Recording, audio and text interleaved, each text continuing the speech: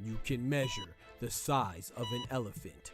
You can clock the speed of a cheetah, but you can't quantify the heart of a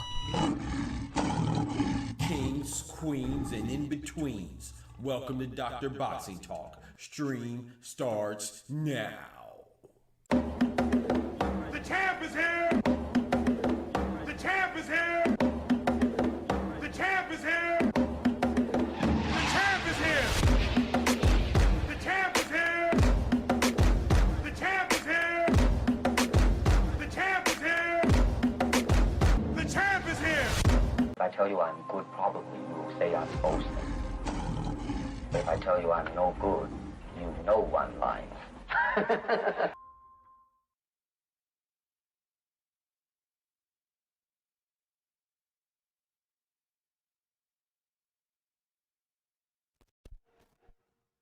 Yo, yo, yo, yo, yo.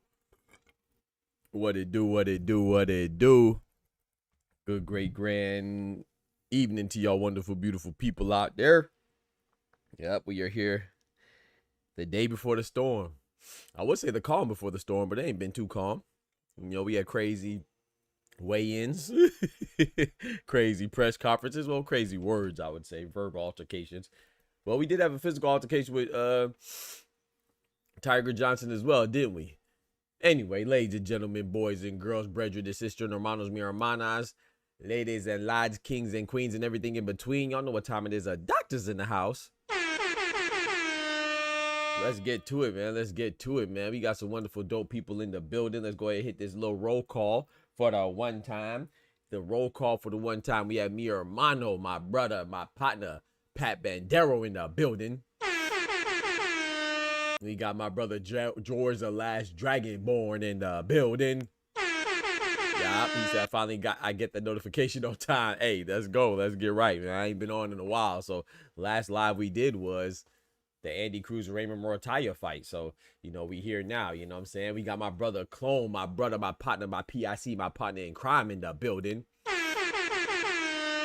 Said same Pat, Doc finally gave me a noti. It's crazy. We have my brother, mi hermano Carnal, Oscar Perez in the building. He said I didn't know if it was shoot or a cadaver. It's crazy. We have my brother, my partner, Unity KD, aka Kendrick, aka Unity, in the building.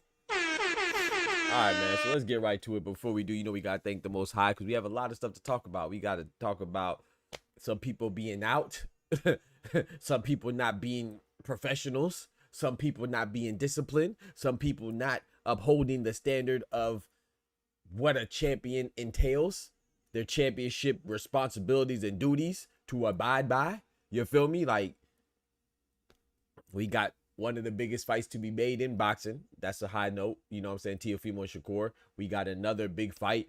Two champions ready to put it on the line with a unification in Abass Baraou and Xander Zayas. We got some great things. We got a lot of people that made weight, but we got a lot of people that fell short, and we're going to talk about it. But before we do it, let's thank the Most High. So join me and bow your heads if you indulge in the faith. If you don't, sit back, have a coke and a smile. I'll be back with you shortly.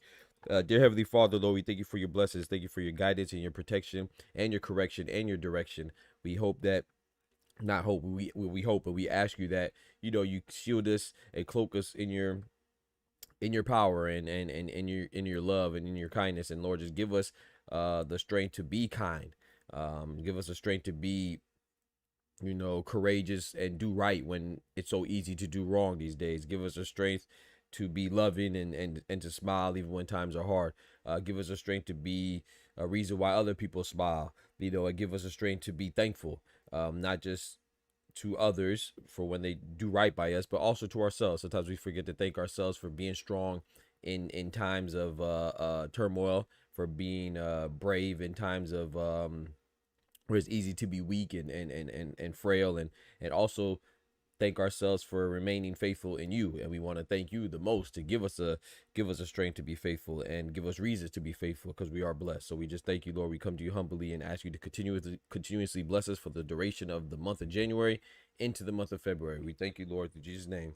Amen. Amen. Amen. Amen. So, oh man, Kendrick said 160 is a trash division, and that's a freaking fact. 160 is pure trash. Yeah. It's trash. Yeah. The champs are trash. Yeah. Janabek's trash. Yeah. Adamas is trash. Yeah. Erzlandi, not trash. I like Erzlandi Lara. Everything else, what 160 is trash. Yeah. Callum Walsh is trash. Yeah. What can I say, bro? 160 is garbage, bro. It is straight trash. Know your fucking place, trash. And it's coming forth with even more trash because Carlos Adames was going to fight Austin Ammo Williams, and I really feel bad for Austin Ammo Williams. I had Carlos Adames going into this fight. I thought that he would successfully defend his WBC belt, the Dominican WBC champion. But it's like, bro, you know, I'm going to show him a little love because I don't know why he missed weight. But they say he fell ill. And by him falling ill means that he might as well not even stepped on the scale, because it was the illness, according to reports, is dehydration related. That's not falling ill. That's falling undisciplined. That's falling unprofessional. That's falling pussy. If you really want to be, you can argue. I don't think he's scared. Let's be clear. I had Adames beating Ammo by stoppage. But if you go miss weight, then what's that mean? That means that you may not be scared of Austin Ammo Williams. You may not be scared of Erzlandi Lara because you said you wouldn't fight him. You may not be scared of Shane Mosley Jr., who's at 160, or Callum Walsh or Jesus Ramos. But you're definitely scared of moving up to 168. You're so scared that you're willing to put yourself in baby clothes or wear tight jeans like the white boy. You know what I'm saying? Like Plaza, I don't wear tight jeans like the white boy. He out here doing the jerk with the new boys, you know what I'm saying, the tight behind jeans. You trying to squeeze down in mini-me clothes and hand-me-downs because you don't want to fight people that your appropriate weight class. Go up to 168, bro. I'm so sick of this. Like, I like Carlos Adames. I thought that he was robbed against Hamza Shiraz. I definitely think he won. I thought he won then. I still think he won now. But it's like, come on, bro. Like, 160 is already terrible, dog. Like, how are you helping the middleweight division by having to fight and you having to pull out because you're dehydrated? Now, like I said, I will give him, I don't know what happened. There's extreme circumstances could happen to where maybe there's a reason, a justifiable reason for you to miss weight. But I ain't gonna lie, I'm not really trying to hear it, man. Like, if it's a legitimate illness, okay. But if the illness is rehydration or dehydration rather related, I'm just not going, bro. I'm not going. Like, I think that's so weak, and I ain't gonna lie. I think that Carlos Adames should be stripped. Is Carlos Adames as bad as Janabek? No, because Janabek is a weight bully. He has fights canceled because he misses weight, and he was on PEDs, meldonium to be exact. So he's not quite there. But I mean, at some point, it doesn't matter the severity of the crime. It's still a egregious crime, right? You still had the fight canceled, whether it's for PEDs or weight bullying or because you're sick or you're cheating. The fight is canceled. You see what I'm saying? So of course, Janabek looks a little worse, and the fact that he's hollering that he's a boogeyman, but it's just like, bro, Carlos Adames and Janabek aren't fighting each other, and they're not even fighting anybody else. Like, come on, bro. Like, I'm not going, man. I think the WBC middleweight championship should be vacant, should be vacant because I think the current champion should be stripped. Just like I think Janabek should be stripped for the IBF or the WBO. That's my personal opinion on it. I think it's garbage. I'm sick of weight bullies, bro. I'm not gonna lie. I'm sick of Carlos Adames. I'm done with him. I'm done with Janabek, the PED popper and weight bully. I'm done with Khalil Cole. How you come in for a fight against Jesse Hart, talk all that trash, bumping them gums, and being disrespectful to the point that you were, and you don't even make weight. You miss weight by 7.8 pounds, damn near 8 pounds. 7.8 is crazy. Like, if you miss weight by half a pound, 0.7 pounds, 0.3 pounds, you know, at least you tried. If you miss weight by 8 pounds, brother, you barely in the division. like 175 to 200 is cruiserweight, so of course you'll still be in between, but like 8 pounds is crazy, man. 8 pounds in some weight classes, that's two. In some weight classes, that's 2 divisions. You see what I'm saying? You mess around and miss 8 pounds at 118. You done went from 118 to 122, from 122 to 126. You see what I'm saying? It's like 8 pounds is crazy, man. I ain't gonna lie. So I'm just sick of these goofies, man. Like, is Khalil Cole a good fighter? Well, I don't know if he's a good fighter. Is he a decent fighter? Yeah. Is he a championship level fighter? I don't think so, and I definitely don't think so now. I don't think he can hang with David Benavidez. Definitely not Bivol. Definitely not Beterbiev. Can he hang with Morrell? I don't think so. Can he hang with Colin Smith? I don't think so. So I mean, might as well just go up to cruiserweight. He probably has a better chance at the cruiserweight anyway. You know, you probably have a better chance against Noel McCalin and Ja Pataya and Zerto Ramirez. I don't think he beats Ja Pataya or Zerto Ramirez, but at least you only have to worry about 2 at light heavyweight. I don't see him beating, I can think of 6, 7, 8 guys off the top of my head. Cruiserweight, maybe he can hang with Ryan Rozicki. Maybe he can hang with, I don't know, Hussein Sankara. You see what I'm saying? But maybe he can hang with Noel McCalin. You know, Junior Dorticos. But as far as Zerto and Ja Pataya, you could go ahead and kiss that goodbye. But you know, so I just think it's weak, man. I'm sick of these goofies missing weight. Speaking to somebody else that missed weight, I don't know why. Well, the fight is canceled. I don't know if he missed weight or was it, you know, but he suddenly had an illness too, and that's Rohan Polanco. You know, he was supposed to fight Christian Gomez on the Xander Zayas Abass Baraou card. He fell ill. I don't know if falling ill is the code word for weight bullying. I don't know, you know, so I don't know. I haven't looked into it yet, but he fell ill just like Carlos Adames has reportedly fell ill, right? But then you find out that Carlos Adames couldn't make weight. It was rehydration or dehydration related. So I don't know if Polanco's is dehydration related, but if it is, he's trash too. So let me put this up for him as well. Know your fucking place, trash. But I do not know. I admittedly have not looked into Rohan Polanco's reason. Those of you unfamiliar with Rohan Polanco, he's an undefeated, another Dominican fighter, just like Carlos Adames. He's undefeated, and he's I believe he fights at welterweight, so he's undefeated up and coming. Yeah, he's at welterweight. So, you know, just move up to 154, man. Stop trying to fit in them skinny jeans, man. Stop trying to wear your girl's clothes, man. You see what I'm saying? Stop trying to wear your little brother's clothes, man. Go get you some big boy clothes and fight at your appropriate weight class, man. You keep missing weight. Like, that just really kills the card. You know what I'm saying? I mean, granted, you know, Carlos Adames, middleweight's not that big of a division, but it's still weak as a card. That was a championship fight. Khalil Cole, that week is a card. Shout out to Jesse Hart. I know Jesse Hart didn't perform the best, but I got to salute Jesse Hart because he could have easily pulled out the fight, but he still had it, you know, even though the guy came in 8 pounds, and I feel like Jesse Hart did enough to win. But if it wasn't for Jesse Hart's bravery and courage and gangster, then that fight would have been canceled out a week in that card with Barataya and Andy Cruz. So it's just weak, man. I think it's a way out, and I think it's trash, man. I can't rock with the weight bullies, man. Shout out to my guy Slim Reaper. Shout out to Slim Reaper, man. Shout out to Slim Reaper. Callum Walsh is not a champ. No. I was just saying that he's good at 160. He's one of the top guys, even though he's not good. You know what I'm saying? I like Callum Walsh, Pat, but Callum Walsh has put up 2 lackluster performances, right? His last performance against Ocampo and his performance before that against Fernando Vargas Jr. Those are both terrible performances, right? For what Callum Walsh is claimed to be. Like, I like Callum Walsh, so I thought he was going to stop Fernando Vargas.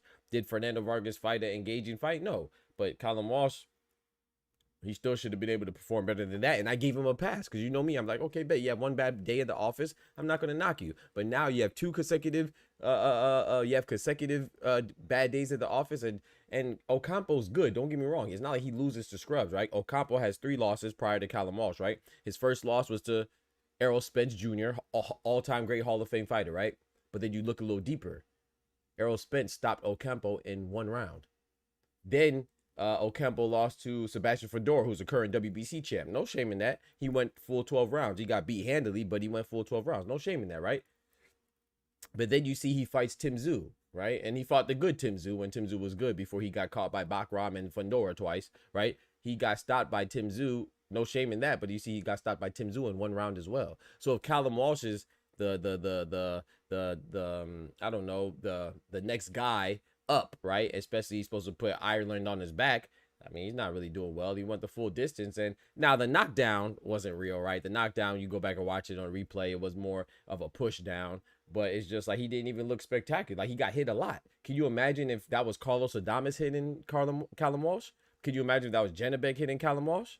Can you imagine if that was Erislandy Lara hitting Callum Walsh? So what I'm saying is that at 160, it's just not a deep division. And the division's trash, you know? So, but it's like, you know, the guys aren't even fighting because these guys are pulling out of fights. The champions are out here looking weak. They can't even make weight. The two best guys, one guy just missed weight because he's unprofessional, trying to squeeze down in the skinny jeans. And then the other best guy that's unified is just pop dirty. And the fight before that against Andrei Mikhailovich, he missed weight and had to cancel. It had to get rescheduled. 160's trash, man.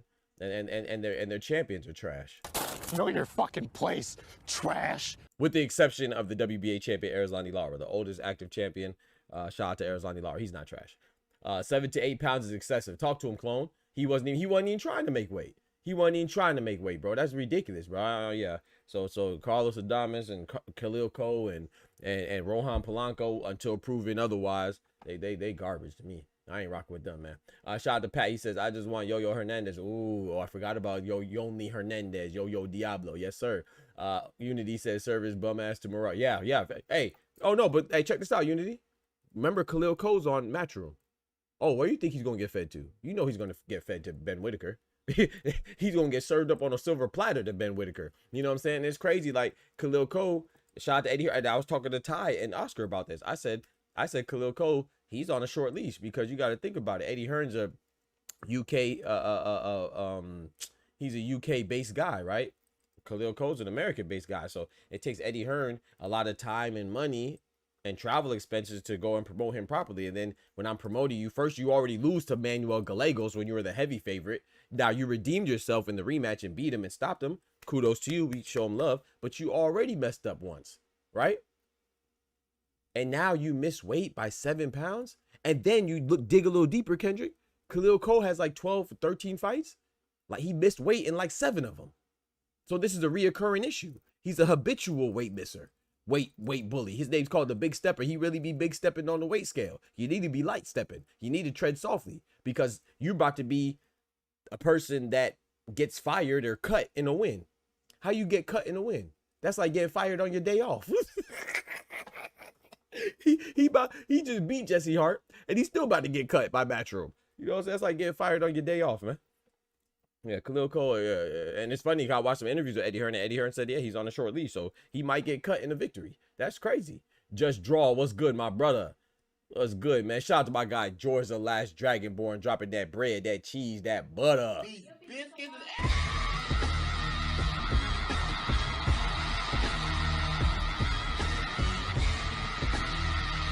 Yes, sir. George the Last Dragonborn says, Tio won the face-off. I agree.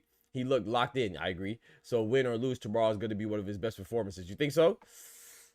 I hope so. I'm not sure, but I hope Shakur wins. Tio needs karma. Ooh, okay. You going for Shakur? Okay. I'm not mad at that.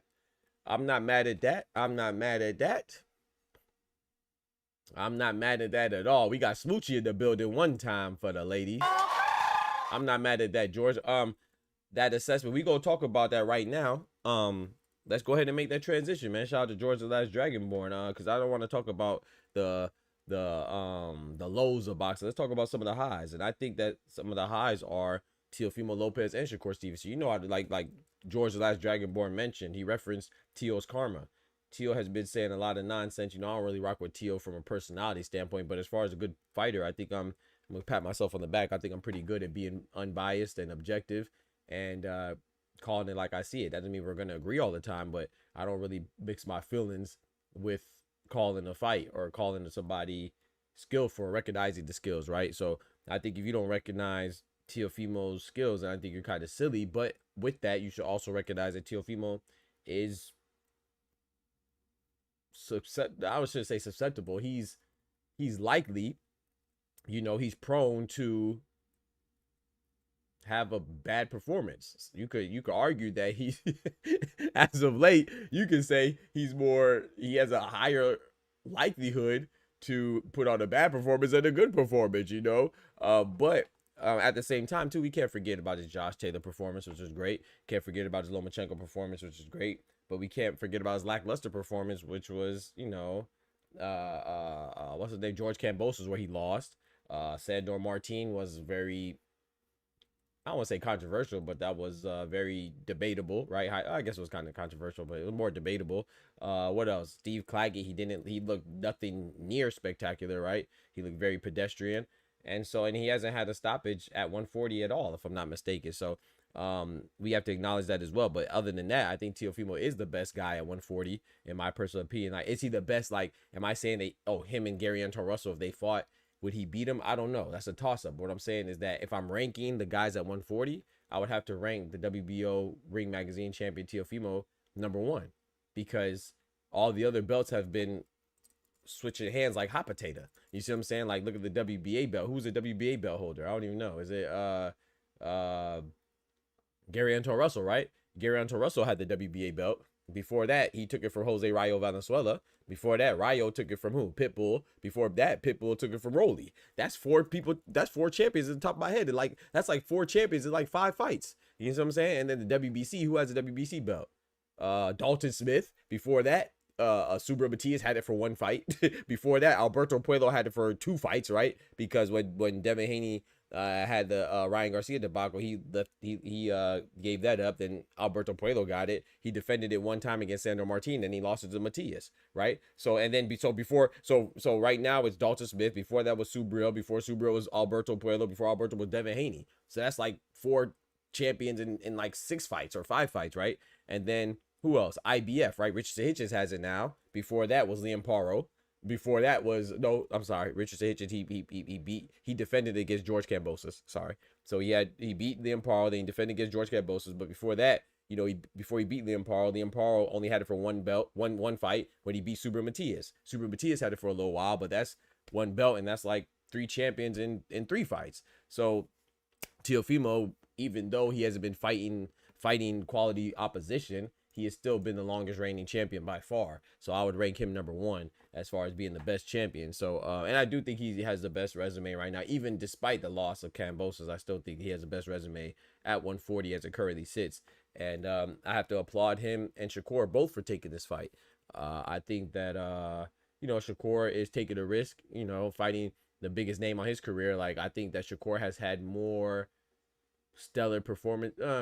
He's had more consistent performances. I think Teofimo had more stellar performances. Like, the stellar performance was Josh Taylor and Lomachenko and some others too. He knocked out people doing the TikTok dance and backflips. Shakur Stevenson has had dominant performances, and they're stellar as well in their own in their own respect. But it's not like exciting, spectacular that people like to see. For me, it's their stellar performances. Like, I thought he had a great performance against Zepeda. I thought he had a great performance against Padley, and people say, oh, Padley was on 10 days notice, but then they'll give Inoue credit for beating somebody on 5 days notice in Yi Jun Kim, or or they say, oh, Paddy was an electrician. Well, I'd rather be an electrician than a Lyft driver. I mean, Cardenas wasn't even an Uber driver. He was a Lyft driver. That has to be worse. On the hierarchy of who's tougher, I would have to give it to Uber drivers being tougher than Lyft drivers, right? So it's just so funny how we'll knock Shakur. I'm not even a big Shakur fan, but he's a beast. He's one of the best in the boxing game, right? So we have to call it for what it is. And Artem Harutyunyan, nobody really knew him, but Harutyunyan was a former Olympian, and he only had 1 loss, and that was to Frank the Ghost Martin prior to Shakur. Shakur dominated him. So I think that Shakur, not to mention he beat Jamel Herring and Oscar Valdez and guys like that. So I think that Shakur Stevenson, outside of him lacking highlight reel performances, he still has dominant performances, and he's moving up at 140. I think Teofimo should be the favorite. I don't think he is. I didn't look at the numbers, but I think that Shakur beats the best Teo. I think Shakur definitely beats the worst Teo, but I think Shakur also beats the best Teo. However, I'm starting to feel like people are making it seem like Shakur is the favorite, and like, oh, Shakur's supposed to win. Don't think about it like that. I don't think we should think about it like that. You think about how you want, but I don't think that's a appropriate way to look at it. Shakur Stevenson is still moving up. Whether he could effectively fight at 140 or not, he fights at 135. He's a WBC champion at 135. He's moving up and fighting the guy who's a belt holder, the longest reigning belt holder at 140. You got to give him credit. Don't make it seem like, oh, Shakur's supposed to win. No, Teofimo's a beast, right? We say that Teofimo, a lot of people are going with Teofimo, who's AKA the Takeover, because he's had the more prolific opponents, and he has Lomachenko and Josh Taylor, right? So if Shakur wins, give Shakur all of his credit. I don't want to hear about, oh yeah, Shakur's supposed to win, because I feel like they're setting it up like, oh, if Teofimo wins, like he's somehow going to be proven as the best, and Shakur, if Shakur wins, is somehow, oh, he did what he's supposed to do. No, if Teofimo wins, he deserves all the credit. He should be up there on pound for pound. If Shakur wins, he deserves all the credit. He should be up there for pound for pound. It's like, well, we got to start respecting the fights. And shout out to Teofimo and Shakur for both making weight. Shout out to Xander Zayas and Abass Baraou for both making weight. Shout out to who else made weight? Somehow Jarrell Big Baby Miller fights at heavyweight and he still missed weight. That man fat as hell. Jarrell Big Baby Miller is the only fighter, one of the only fighters that could fight at an unlimited weight, an uncapped weight, and still look like he missed weight. Jarrell Big Baby Miller big as hell, bro. I ain't gonna lie, bro. Shout out to Kingsley, eBay, sorry, my Nigerian brethren. I'm rooting for him, but man, Jarrell Big Baby Miller, that's a big boy. That is a big boy. So, man, I don't know, man. I don't know. I think Big Baby Miller gonna take it, but I'm going for Kingsley. But Jarrell Big Baby Miller, old sloppy body behind, I don't know what he got going on. I do not know what he got going on. He looked terrible on that scale. Like, I don't even know if he ran at all. You feel me? Shout out to George the Last Dragon Born, dropping that bread, that cheese, that butter. These biscuits.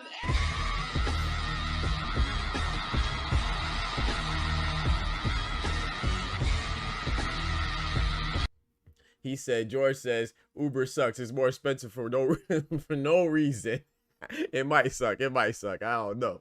Smoochie said, will you be streaming tomorrow night? Yep, I will be streaming tomorrow night. But my point is that the Uber driver has to be higher on the hierarchy, has to be above on the hierarchy, on the totem pole, than a Lyft driver. You see what I'm saying? So it's just funny how we talk about one fighter. We applaud one fighter for doing less and another fighter for doing, and just another fighter for doing more. Shout out to Oscar. He said the Bass pulls the upset in Puerto Rico. I don't know, man. Kendrick said, you right. I did hear that was in the works. Ben gonna make him look goofy. Come on now, Kendrick. You know what time it is.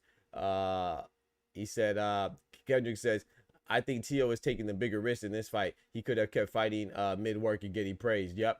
I don't know. I think they're both taking a risk, man. I don't know. I think they're both taking a risk, and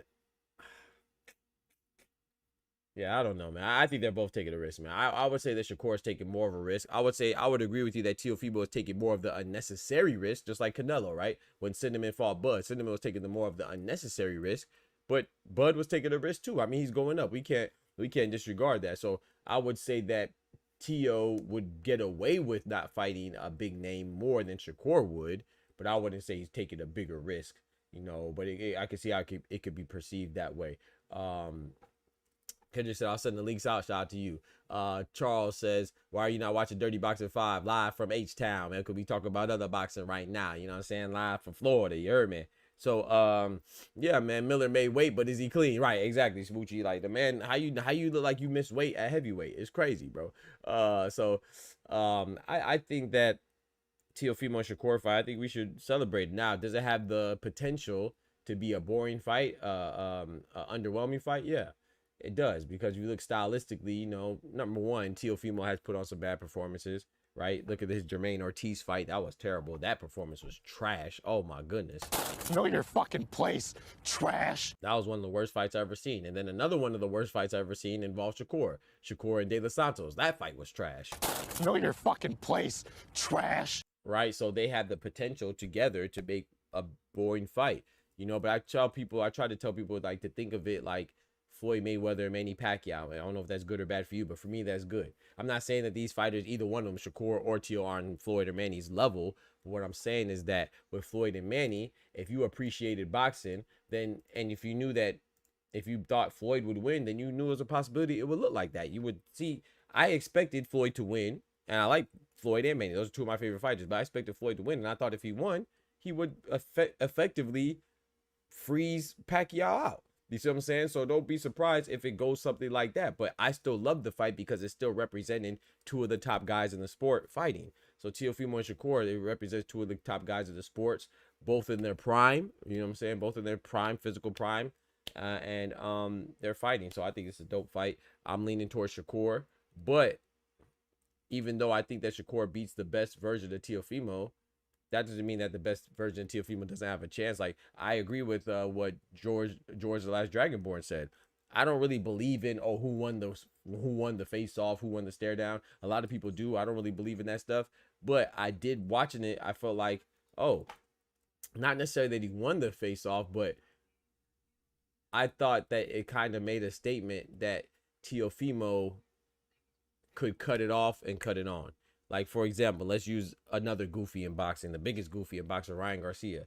He was just goofy the whole time, right? Teofimo was goofy talking trash at the press conference at the table, but then you see him like hit a switch and lock in for the stare down, right? I think that does mean that he is serious, and whether he doesn't mean he's gonna win, you know, but I do agree with George that it did, to me, it revealed that he's very confident too, which he should be. You see what I'm saying? So I think it's gonna be a great fight. I don't know if it's gonna be a great fight as far as excitement, but I think it is a great fight. Shakur versus Teofimo. I'm leaning towards Shakur though, but man, I don't know, man. Like, I've been thinking and thinking. I'm like, bro, but that's just me though. I love boxing, so the closer we get to fight night, I always give the person that I always give the opposition, or the person that I don't think is gonna win. I always start to think that, oh man, he can win. He really, really can win. You know what I'm saying? I start to think of more reasons to give him the benefit of the doubt is coming out victorious. But I've always said this is a close fight. I've always said it was a 50-50 fight, but I would lean 55-45 towards Shakur, and I'm not changing from that. So I have Shakur winning, but man, I think it could get interesting, man. I hope it is interesting. And if Teofimo wins, outside of what George said, you know, outside of karma, I wouldn't be mad if Teofimo wins. I think that's dope. Like, may the best man win, you know. I think Shakur is gonna win, in my personal opinion. Pat says Shakur looks like he's always been at 140. The brother is built. He said Unity says he still was only 138. I believe he's going back down. Yeah, we'll see. I believe he's gonna go back down as well. But we shall see, man. You know, you might say you're going back down, and then you get that belt at 140 and be like, hey man, I kind of felt good. I ain't have to, you know what I'm saying, cut even 3 pounds. I was good. So he might stay at 140, but I believe that he's gonna go back down. Now, somebody mentioned Xander Zayas and Abass Baraou, right? So we have a unification fight on the same night, right? With Abass Baraou, the Togolese German WBA 154-pound title holder, going against Xander Zayas, the 154-pound WBO Puerto Rican American title holder, right? That's a great fight, man. Man, you know, there's Abass Baraou right here. I have him posted on the wall for those of you that are new. I have him posted on the wall because he was the first fighter, you know what I'm saying, championship fighter at that, to come through and get interviewed on the channel. He wasn't the first fighter that I interviewed, but he was the first fighter that I interviewed on the channel, like pulled up on us on Dr. Boxing Talk. So that was dope, man. So shout out to Abass Baraou, and that meant a lot. You know what I'm saying? He was the inaugural fighter on the show. You feel me? So, you know, I got to rock with him, you know. But the crazy part is that I also interviewed Xander Zayas. That was when I was at the fight in Orlando, MVP card. Xander Zayas was there, and, you know what I'm saying, he literally took his time out to, he was with his family, and he was like, hey man, I'm gonna come back and get an interview with you. And he was like, man, I rock with you. I was like, okay, bet. And then so I saw him later, and he literally remembered me, and he came back at an interview with me. So shout out to Xander Zayas for that, man. That was dope. So I like them both, you know what I'm saying? But if I have to put on my unbiased, objective hat, you know, I think Xander Zayas has the, I feel like this, I've been saying this before I even met him and all this stuff. Kendrick and Oscar knows. I think that Xander Zayas at 154, which is the best division, the deepest division, has the most parity, most depth, right? I think 154 is the hottest division, and I think that Xander Zayas is one of the most skilled in that division. He's young, right? He's 23, 24, something like that. But I think he's a little green, lack of experience, but I think that as far as ceiling goes, I think he has one of the highest ceilings, you know, up there with Boots and stuff, right? And I just think that he's slightly more skilled, but Abass Baraou, man, we know his will. his will is I wouldn't say an X factor. I wouldn't say it's an X factor. I would say that's part of his wheelhouse. That's his skill set, right? Some people are phenomenally skilled. Some people are phenomenally willed, and I think that Abass Baraou is phenomenally willed, man. And I think that his ability to get in the inside, his ability to go through adversity, his ability to overcome being the underdog. Remember, he was the underdog against Jonas Tellis before he upset him in hostile territory. You know, there's a big, a large Hispanic presence, especially Cuban, in Orlando, and Abass Baraou, you know, he pushed through that and came out victorious. And him and Xander Zayas have familiarity with each other as sparring partners, so this is not uncharted territory. So you could argue that, yeah, it's a homecoming for Xander Zayas, but you could argue he has more pressure. You know, the crowd will galvanize him, right? But at the same time, I think that because Abass Baraou is accustomed with going in there as an underdog, you know, I feel like this kind of galvanizes him as well, you know what I'm saying, this situation. So, and also too, I want to give you a little tidbit, whether this changes your mind or sways you in one way or another, it's up to you. But I think it's so dope that Abass Baraou, he had an opportunity to re-sign with his promoter, right? He's a free agent right now. He turned it down in a big fight, so he has a lot riding on this. So we gonna see. If you don't know anything else, you better know, bet your bottom dollar, we gonna see the best Abass Baraou. Baraou, you know what I'm saying? We gonna see the best Abass Baraou because he has a lot riding on this. You know what I'm saying?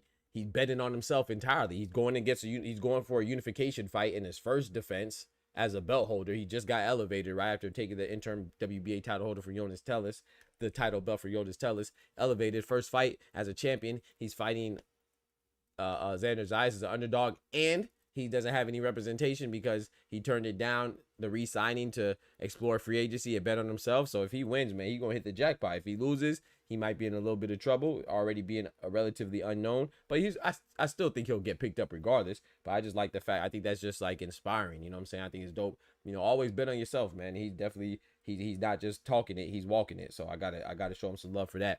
So I'm gonna be honest, man.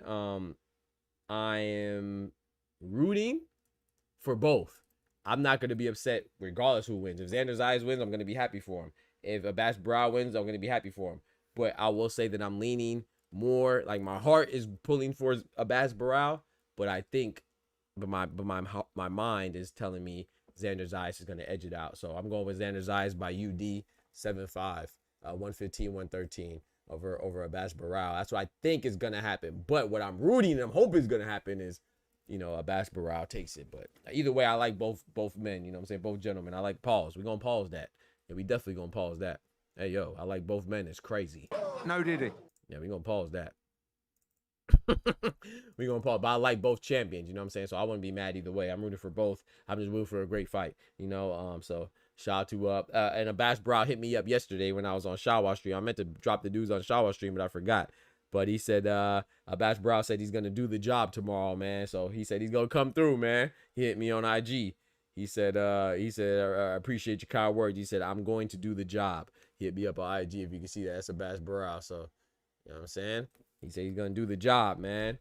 I don't want to show any personal DMs, you know what I'm saying? But I do want to say he said he's gonna do the job. He reassured us. So shout out to Abass Baraou. But it's gonna be good. Let me hit some of the chat real quick. Charles says Teo has to stay sharp and focused to beat Shakur Stevenson is crazy. He bored. I feel that. Togolese, yeah, he's Togolese. Yep, he's from the west. He's from the West African country of Togo. Yep, Togolese and German. My brother Oster in the building. What's good, brethren? Yeah. I don't know, man. Do you think? Shout out to Chucky. I think that Charles Chucky rather. I don't know, man. I think Shakur kind of gets a bad rap as far as being boring. Like, even with the run. I mean, well, you're right. I would say he's boring. Relative to like a Gervonta Tank Davis, a Cinnamon, a Budrick, you know, he's relatively boring. I would say that. But I see people saying, oh, Shakur's a runner. Shakur has had, his last fight was who? Zepeda. Did he run? No. His fight before that was Padley. Did he run? No. His fight before that was Artem Hartunian. Did he run? No. He only quote unquote ran in against Edwin De Los Santos. It's like, if we're gonna judge somebody off of one bad performance, then nobody's good then, because Teofimo, right? Teofimo's not good either, because he's had plethora of bad performances, right? George Kambosos, where he actually lost. It was so bad he lost. He got dropped in the first round, right? Then he had the bad performance against Sandor Martin. Then he had the bad performance against Steve Claggett. Then he had a bad performance against Jermaine Ortiz. Then he had you see what I'm saying? That's four of them things. You see what I'm saying? So I don't know, man. I just think it's kind of unfair to judge. I think it's overstated how much Shakur is a runner or boring. I don't really think he's that boring, but I get it. You know, like the highlights of boxing are knockouts. So like, you know, like the highlights in basketball are dunks and alley-oops. You know what I'm saying? So the comparable event in boxing would be knockouts, and Shakur does not get knockouts like that. Even though he did stop Padley, but you know, it's still not like a spectacular knockout like a Tank over Frank Martin or a Terrence Crawford over Errol Spence, or it's not exciting like that. But I mean, I don't know. I just think, I don't know. I think that I'm not talking to you, Chucky, but I think as boxing fans too, you know, we always say styles make fights. I think that part of loving boxing is appreciating the different styles. You know what I'm saying? I like Floyd Mayweather. I think he's the GOAT, right? He doesn't fight like Gervonta. Floyd doesn't fight like Gervonta. Gervonta doesn't fight like Manny. Manny doesn't fight like Canelo. You see what I'm saying? Canelo doesn't fight like Bud. Bud doesn't fight like Haney. Haney doesn't fight like Espinosa. Rafael Espinosa. Espinosa doesn't fight like Inoue. I think it's dope. Now, at some point, we got to realize, too, it's like if we're watching Shakur expecting to see somebody fight like Tank, then you kind of setting yourself up. You see what I'm saying? Like, that's like casual. It's like watching basketball, expecting Steph Curry to play like Giannis. Why would he do that? That's not his style. And same with Giannis, vice versa. Giannis is not going to be pulling threes or pulling half-court threes just because, right? That's not his style. If you expect to see Jokic play like play like, I don't know, like Shaq, then I mean, you're kind of to blame, right? So, but at the same time too, you know, we couldn't acknowledge who's boring. Shakur's not an exciting fighter like that, but I like watching Shakur fight. I like watching everybody fight, to be honest. So I don't know. Oster says, Doc, come on, man, pick one. Bro, it's tough, man. It's tough, man. I'm going with Zayas though. I'm rooting for them both, but I'm not gonna lie. My heart would be happier if Abass Baraou wins. But I have to be honest, I think that you got to think, right? They're fighting in Puerto Rico. You know, the judges are gonna be most likely, not all the times, but most likely the judges are gonna be on Xander Zayas' side. You know, he's on a promotion that's also Puerto Rican, right? Because he's signed with Bad Bunny, who's from Puerto Rico, so his sports company, a management company. So the odds are stacked. The cards are stacked against Abass Baraou for sure. But I don't want that to. That doesn't mean he can't overcome, because he has overcome. Doesn't mean he can't overcome again. However, too, I just think that I don't see Xander stopping Abass, and I don't see Abass stopping Xander. So they're good fighters. Xander's a little taller, a little longer. I think that he's gonna keep him at bay with that jab and make it hard for Abass to get in. But I do think Abass is gonna get in and make it rough. I do. So yeah, I'm just leaning with Xander on this one. As far as my prediction, you know me, man. I'll tell you who I'm predicting, who I think is gonna win. And I'll tell you who I'm rooting for. I like them both, but I'm rooting for Abass. But I think Xander's gonna win. I do. He said, Pat says, I ain't gonna lie, Murataya may give trouble to all these top guys if he locked in. Murataya, bro, I picked Murataya to beat Andy Cruz. You know what I'm saying? You know how we do over here, baby. You know what I'm saying? I do my thing with the prediction. So I picked Murataya to beat Andy Cruz. I don't even know why people were surprised by that. Not saying that it wasn't a good fight. I think Andy Cruz was definitely a guy that's to be reckoned with. I still think Eddie Cruz will be a champion. I think he will bounce back, especially if he goes to 130. If he goes to 130, like they're claiming he can, 130 is in trouble. I will still say Oshiki Foster is the favorite, right? But 130, man, you know, Oshiki Foster, Manuel Navarrete, Sugar Nunez, and Jazza Dickens, for sure, they'll be in trouble fighting Andy Cruz. You see what I'm saying? But as far as Murataya, I mean, we can't have our cake and eat it too. We can't say, oh yeah, Andy Cruz is gonna win, man. He has this amateur pedigree, and then when he loses, it's because he only had 6 fights. Bitch, we knew he had 6 fights going in. We knew he got rocked by Antonio Moran going in. So I was not surprised at all. I thought Andy Cruz and Raymond Murataya fought beautiful fights. I thought they both fought great fights. You see what I'm saying? I scored a 7-5 for Murataya, 115, 113. I thought it was a great fight by both. I just thought Murataya showed his experience at the pro level, and he cut off the ring beautifully. Andy Cruz hit him with the cleaner shots, but Muay pressure, I mean, you got to understand, he was a champion. He's an IBF champion, and he looked like he was walking him down, and not just walking him down, like following him, like Canelo did. You know, I was so disappointed in Cinnamon when he was fighting William Skull. He was just following William Skull. You know, Muay was not following Andy Cruz. He was cutting that thing off. You feel me? So I thought he deserved to win, and it was a close fight though.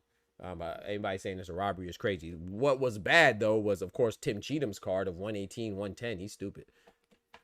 He's stupid, but it was a good fight. Oh, Booger in the building, Boxing Talk family in the building. Let's get right. So yeah, man, I just think that this weekend is gonna be great, and not to mention, I didn't even talk about Bakram Murtazaliev. Bakram Murtazaliev versus Josh Kelly. Hey, Josh Kelly look ready, man. Josh Kelly looks ready, y'all. I'm telling you, chat. Y'all don't sleep on Josh Kelly. But with that being said, I'm going with Bakram Murtazaliev. Don't get it twisted. You know me. I think Bakram Murtazaliev should be ranked number 1 at 154. But Josh Kelly has a style, right? Styles make fights again. Josh Kelly, he has a style to beat Bakram Murtazaliev all day. Bakram Murtazaliev is a power puncher, kind of stiff, come forward, and Josh Kelly is an elusive, slick fighter. That's the perfect style to beat him. But remember, Josh Kelly kind of gets gassed, and you're more prone to getting gassed when you have a pressure fighter bearing down on you and you're being overly slick, right? And also, Josh Kelly lost to David Avanesian too, which David Avanesian is good, but David Avanesian was never a champion, I don't think. His biggest win was Sugar Shane Mosley, I believe, if I'm not mistaken. Yeah. But David Avanesian is good, but I don't think that if you lose to David Avanesian, I don't think that you're going to beat Bakram, you know what I'm saying? Bakram Murtazaliev. So that's going to be a good fight as well, though. I think while it lasts, I think Bakram's going to stop him, a late stoppage in that one. But you never know. Josh Kelly could beat him, so we'll see how it goes, man. We shall see how it goes, man. Al Booger said, I'm sleeping on Kelly. I'm sleeping on Kelly. Don't sleep on him. Don't sleep on him, Al Booger. We got Mr. T. Hill, Thomas Hill in the building. The good doc of boxing talk. Yes, sir. Yes, sir. I appreciate you coming through. Appreciate y'all coming through for real, man. Don't forget to smack that like button. For your listening pleasure, we are now on Spotify under Dr. Boxing Talk. The same thing on TikTok, Twitter, Instagram, Spotify, everything. Dr. Boxing Talk, man. Come rock with us. Yes, sir. Yes, ma'am. So we on this Boxing Talk things. Oscar says whoever wins Bakram or Kelly gets the UK, Europe push in fandom. Yeah, and they deserve it. If Josh Kelly wins, especially if what Eddie Hearn is saying is true, if Josh Kelly wins and he's willing to go fight Boots, who can complain about that? If Bakram wins, hopefully we get a fight with Boots or Virgil, or you know what I'm saying. But then again, we know Virgil, the Virgin. You know, I call him Virgin because it seems like he's abstaining from any title fights. You know what I'm saying? He's celibate when it comes to championship fights, right? He doesn't want any. If you could get Virgil in the ring, like against Bakram, that'd be dope. But we know he doesn't want to go the IBF route because they have a rehydration clause. If you can't take a rehydration clause that's implemented by default by the sanctioning body in your division, then you need to move your fat ass up. Tell the full story. You're a weight bully. Tell the full story. You know what I'm saying? Not only is Virgil Ortiz not fighting the WBC title holder Sebastian Fedora, he's the interim belt holder. Not Sebastian Fedora said he's never even pushed for a fight with him, which is crazy. Not only is he not trying to fight Sebastian Fedora, the WBC belt holder, he's not trying to fight Bakram Murtazaliev, the IBF belt holder. Xander Zayas called him out before he was a WBO belt holder, and now Xander Zayas is fighting the WBA belt holder Abass Baraou, so he can't fight any of them, even if he wanted to, which he hasn't been showing that he wants to, and he doesn't want to fight Boots. Who does Virgil want to fight? So let me know when I'm gonna stop calling him Virgil the Virgin when he actually fights a meaningful championship fight. You know what I'm saying? We keep letting him get away with this, talking about, oh yeah, he's fighting the big guys. He fought Serhiy Boachuk. Nobody knew who I like Boachuk. Boachuk, I rock with Boachuk, right? But Boachuk lost to Brandon Adams. Nobody talks about Brandon Adams like that.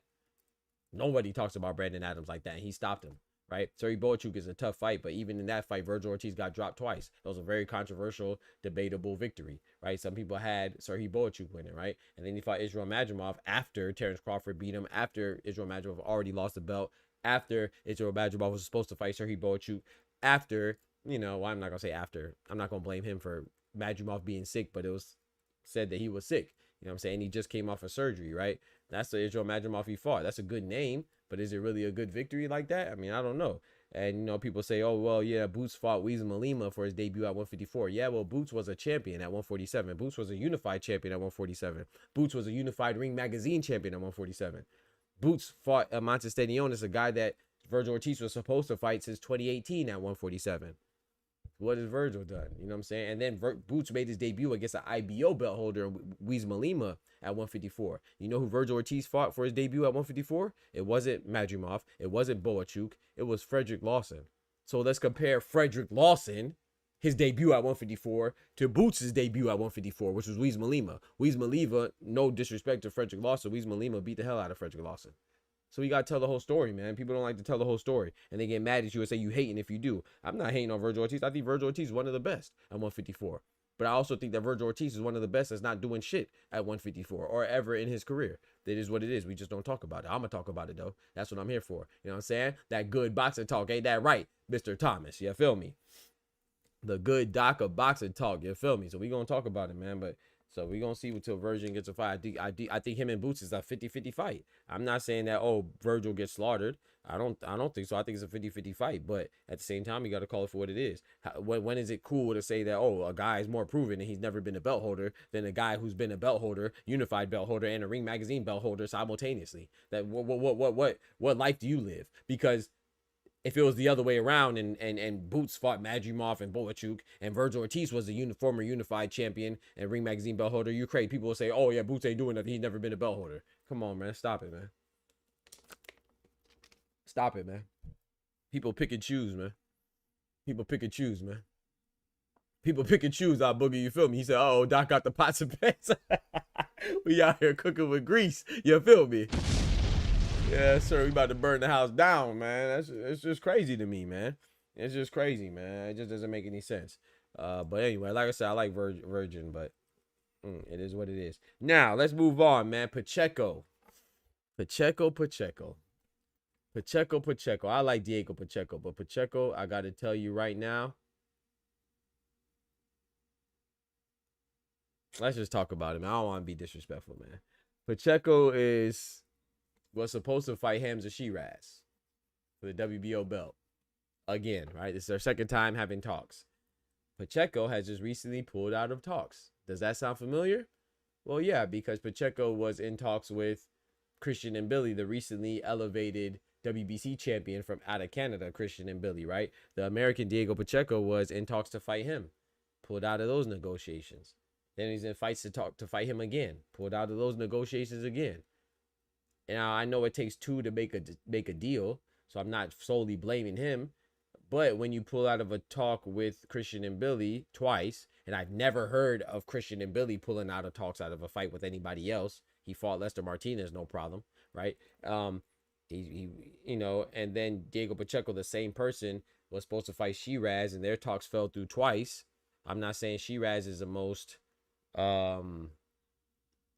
reliable person when it comes to making a fight either, because according to reports, he's the one that pulled out of the Billy fights as well. But that's because he was wanting to pursue a fight with Diego Pacheco, which I'm not knocking. If you have options, explore your options. But it just seems like Diego Pacheco is a common denominator for two big fights in the 168-pound division not coming into fruition, right? So I got to call it for what I see. It just seems like Diego Pacheco, no disrespect, but right now it seems like... Nigga, you's a bitch! It just seems like you being a little pussycat, man. Who do you want to fight, man? Who do you want to fight, bro? Like, we have so many vacant titles at 168. Who's we have the WBC recently elevated Christian and Billy. Who's the WBO belt holder? That's vacant. The WBA belt holder at 168. Who was that? Resendez. Armando Resendez just got elevated from upsetting Caleb Plant, one of my favorite fighters, Sweet Hands Plant, right? And then who's the WBC's elevated? WBO's vacant. WBA's Resendez. Who's the IBF belt holder at 168? That's vacant too, right? Because Ozzy Iglesias is looking for an opponent, right? To fight for that belt. So it's like, bro, like, what are you doing? You going to go fight Ozzy Iglesias? Probably not. If you're not going to fight Hamza Shiraz, I'm sorry, I don't think you're going to fight Ozzy Iglesias. So what are you going to do? You going to go back to Christian and Billy and play with that again? Come on, bro. Like, what are we doing, man? People mad at Christian and Billy because Christian and Billy was elevated. First of all, it's not Christian and Billy's fault that the sanctioning bodies and President Mauricio Solomon of the WBC decided to elevate him. We got to stop knocking the fighters. Like, the fighters don't dream of getting an email or getting elevated to a belt or championship status. They want to fight in the ring and take somebody's belt off their waist, right? So they decided to give it to him. But the reason why they decided to give it to Christian and Billy is because Diego Pacheco did not want to fight him.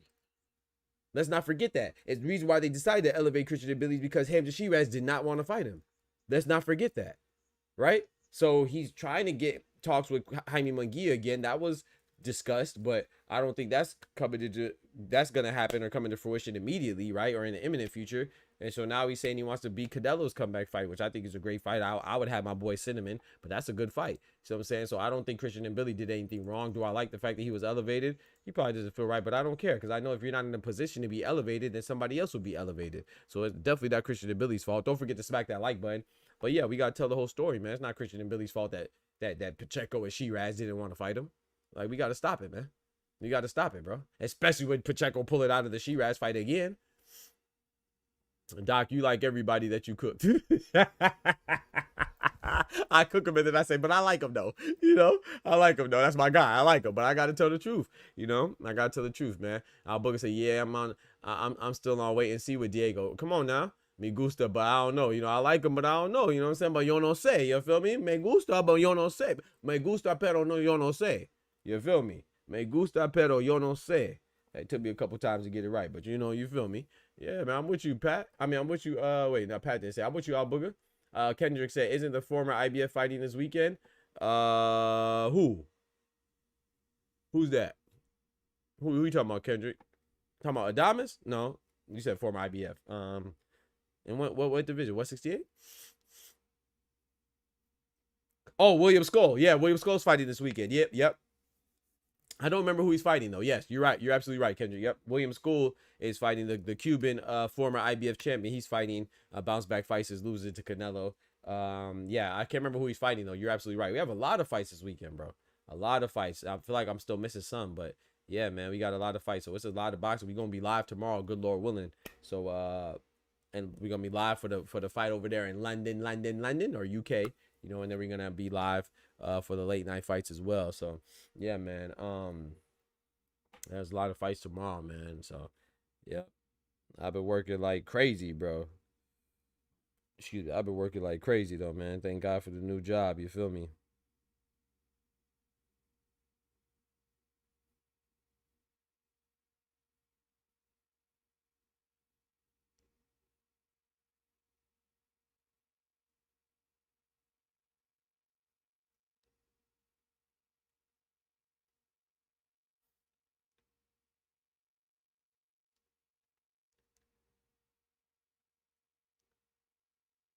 My bad. Give me a second, chat. I'm responding to this message. But yeah, man, I've been working like crazy, man. I've been working like crazy. So I'm sorry I haven't been live as much, but you know, we got a new gig. 2026, God is good, you know. So I'm using some of my engineering capabilities, you know. I got my PhD.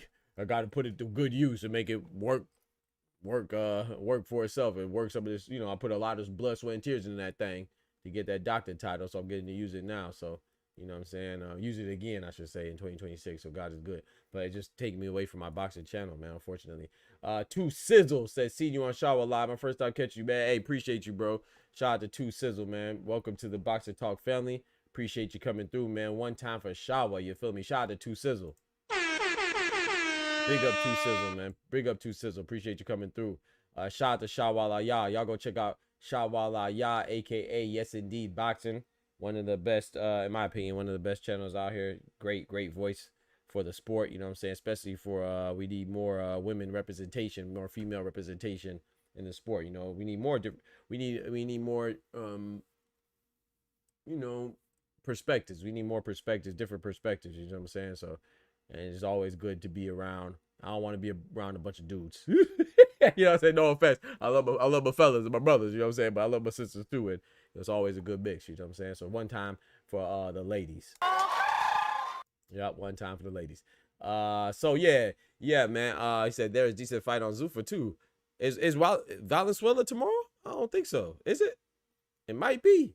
But yeah, we could talk about the Zuffa card. But I want to talk about Gervonta Tank Davis, man. Let me pull out these GTD chains, man. You know, I got to pull out my GTD chain. Where Oster at? I know Oster gonna pull up. Where Oster at, man? Where Oster? I got to make sure Oster here for this. Y'all know Gervonta. You know I don't talk about the extracurricular stuff. You know, I like fighters for fighting. But Gervonta hasn't been fighting.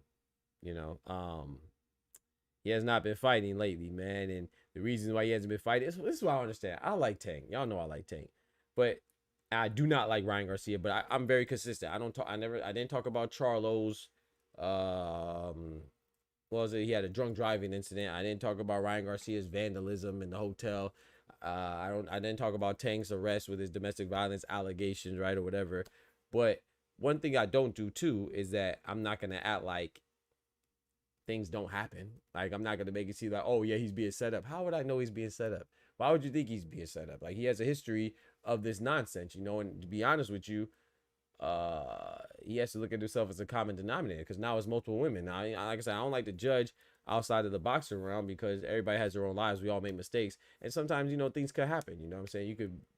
Sometimes kids will try you and they get in your face, and you might have to, you know, unfortunately, if they try you, then you might have to check them if they act up. I'm not advocating for that. I'm just saying sometimes people will try you and put you in a bad position, and you might lose your cool. So we understand one time, maybe 1.5 times, but 2 times, 3 times, 4 times. Like, I'm seeing a lot of people that call themselves fans of Gervonta. I don't think anybody really likes Gervonta as far as boxing goes more than I do, but I don't care about the girl he's dating. I don't care about the clothes he wears. That's the difference. You know what I'm saying? So now he was arrested. It's been all over the news. They had the marshal looking for my boy. And but yeah, I just think it's just crazy. Like, the narratives I'm seeing, like, oh yeah, man, that people are just so convinced that somebody's lying. Now, if she is lying, that she deserves to be punished to the full extent of the law. In my personal opinion, if somebody lies, that they should get the same punishment that the person that they lied on is facing. But if he did it, which it looks like he did, then he should be punished, bro. Like, I don't know. I can't advocate for that. You know, I always talk about Dana White, and I call Dana White the bigoted, opportunistic, woman-beating scumbag, right? But Tank it seems like he's a woman beater too. You know what I'm talking about? So we got to call it for what it is, man. That's one thing I am. I am very consistent. And if Tank's not fighting, then, yeah, I know, not to sound cold, but I don't really care what Tank's doing. I like Tank the boxer. I don't like Tank the dancer, or Tank the designer, clothes wearer, or whatever the hell. But to each his own. Everybody has different fandom. You feel me? My theory is she stole this crypto drop. Snatch up what's mandatory. Snatch it. Hey, man. You got my Coinbase, I might have to come for your head top. I ain't gonna lie to you. That Coinbase be popping. You feel me? So you grab my gosh dang Ethereum and Bitcoin. Hey, I might be on your head top. You know, we might be lurking in them bushes. You feel me? So Unity says, Tank funny how he out shopping knowing he got marshals looking for a short bus activity. Now look, see, that's what I'm not gonna, you know, I don't really comment on that. That was crazy. But, you know, I just like him as a boxer. I still like him as a boxer, but at the same time too, you know, I'm a human as well. And you know, we can't be hitting on women, man. I don't care if you my brother, or you my favorite athlete, or you somebody I know or don't know, bro. You can't be beating on women. Like, if you defending yourself and they go crazy, then I get it. But you can't just be, you know, just walking down on a female, man. Like, come on, bro. Not as a male, you know. But there's extreme circumstances, like if they threatening you, of course. I'm not saying that women should just go and bust a man in the head top either. I'm not advocating for that, because some people like to twist your words. I'm not saying that anybody should be hitting on anybody, but most definitely a man should be able to show more restraint. You know, most of the times we're stronger, we're bigger, you know, we're more physical. So you should be able to control yourself, man. Restrain somebody if you can, but punching on them and yoking them up and ragdolling them by the hip. It's crazy. Oscar says, what's crazier, the WNBA, aka No Dunks League, going on strike, or Pacheco say he the best at 168 but don't want to fight? That's crazy. Hey, watch your mouth, man. You see my dog, she dunked in Unrivaled. I can't remember her name right now. Dang, I can't remember her name, man. She just dunked in the Unrivaled league, man. Stop playing. You hate it right now, Oscar. But Pacheco, like I said, Pacheco, I'm just tired of Pacheco, man. I'm tired of Pacheco right now. Like, he can't keep saying he wants to fight, wants these big fights, and then pulling out the big fights. Like I said, I understand it may not be his fault with Christian and Billy the first time. It may not have been your fault the second time. But now they're saying that you pulled out of negotiations with Shiraz twice too. You see what I'm saying? And yeah, it's just getting ridiculous. I need to see Pacheco shake something, man. You got to go fight somebody, man. WNBA strike for the win. Hey, man, you know I rock with the WNBA. He tried to troll me too, Sizzle, because I rock with the WNBA. You know what I'm saying? One time for the ladies. I love basketball. That's basketball and boxing are my two favorite sports, but I love the NBA. I like the WNBA, man. You know what I'm saying? Rakia Jackson out there for the LA Sparks, you know, doing her thing. Kelsey Plum, you feel me? And who else on the LA Sparks, you know? What's my girl Cameron Brink? You know what I'm saying? Rochelle Burrell out there. You know, Sabrina Ionescu out there with the Liberty and Brianna Stewie. But of course, you know, you got one time for Asia Wilson and Chelsea Gray, the point guard. You feel me? Point guardess, I should say. Olsen said Tank versus Tank because Tanky at war with himself. Yeah, and I would say this too. And I'm, you know, I don't like to use mental health as a crutch, but you know, sometimes people do have past and they do have things that they're going through. And I have to say this too, and I'm not defending Tank, don't get it twisted, but when people be like, oh, he's retiring, he be pump faking with a retirement. I mean, Tyson Fury be pump faking with retirement too.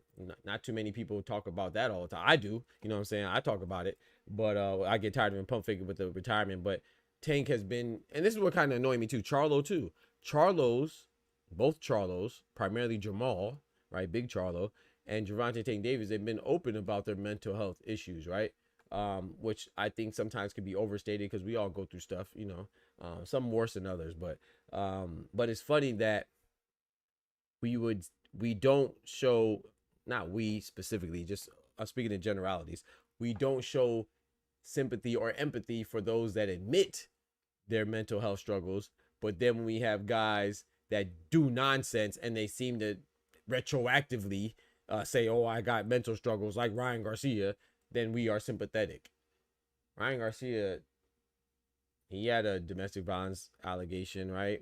Or situation. They have like a restraining order, which I'm not trying to compare. Not two wrongs don't make a right. What I'm saying is that he had the vandalism stuff at the hotel. He said the N-word and F black people and F Muslims, right? So he has a whole bunch of racism, you know what I'm saying? Sexism, you know, a whole bunch of isms, you know what I'm talking about?